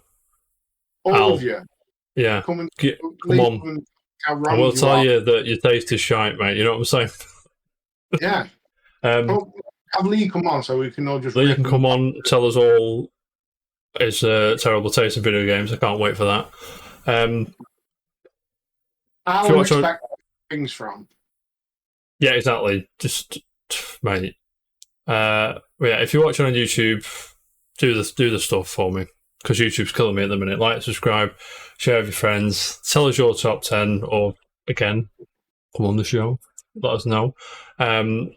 Speaking of YouTube, the Final Fantasy VII Rebirth analysis trailer, which I'm going to do, has been postponed a little bit because I don't know if you know, Phil, it's been UK's just decided to just set on fire the past couple of days. My little lad is burning up, mate. Notice. I mean, I normally sit in my office wearing nothing but my undies and 2 fans around me while I'm working. That's normal for me, so yeah. I don't know if anything else is happening. Exactly, mate. This mate is just, whew, I don't know if you can see that. But that'll be on YouTube soon. I'm hoping by the end of the week, but we'll play it by ear. We'll be top 10 next week. Is Bishop's going to come on? I get Phil, if you want to sit in on that, you're more than welcome, mate. I'll see if yeah, those in the chat, those whatever, thank you so much for your time, patience, and everything else. I'll see you on the other side. Up the toffees, and as always, peace.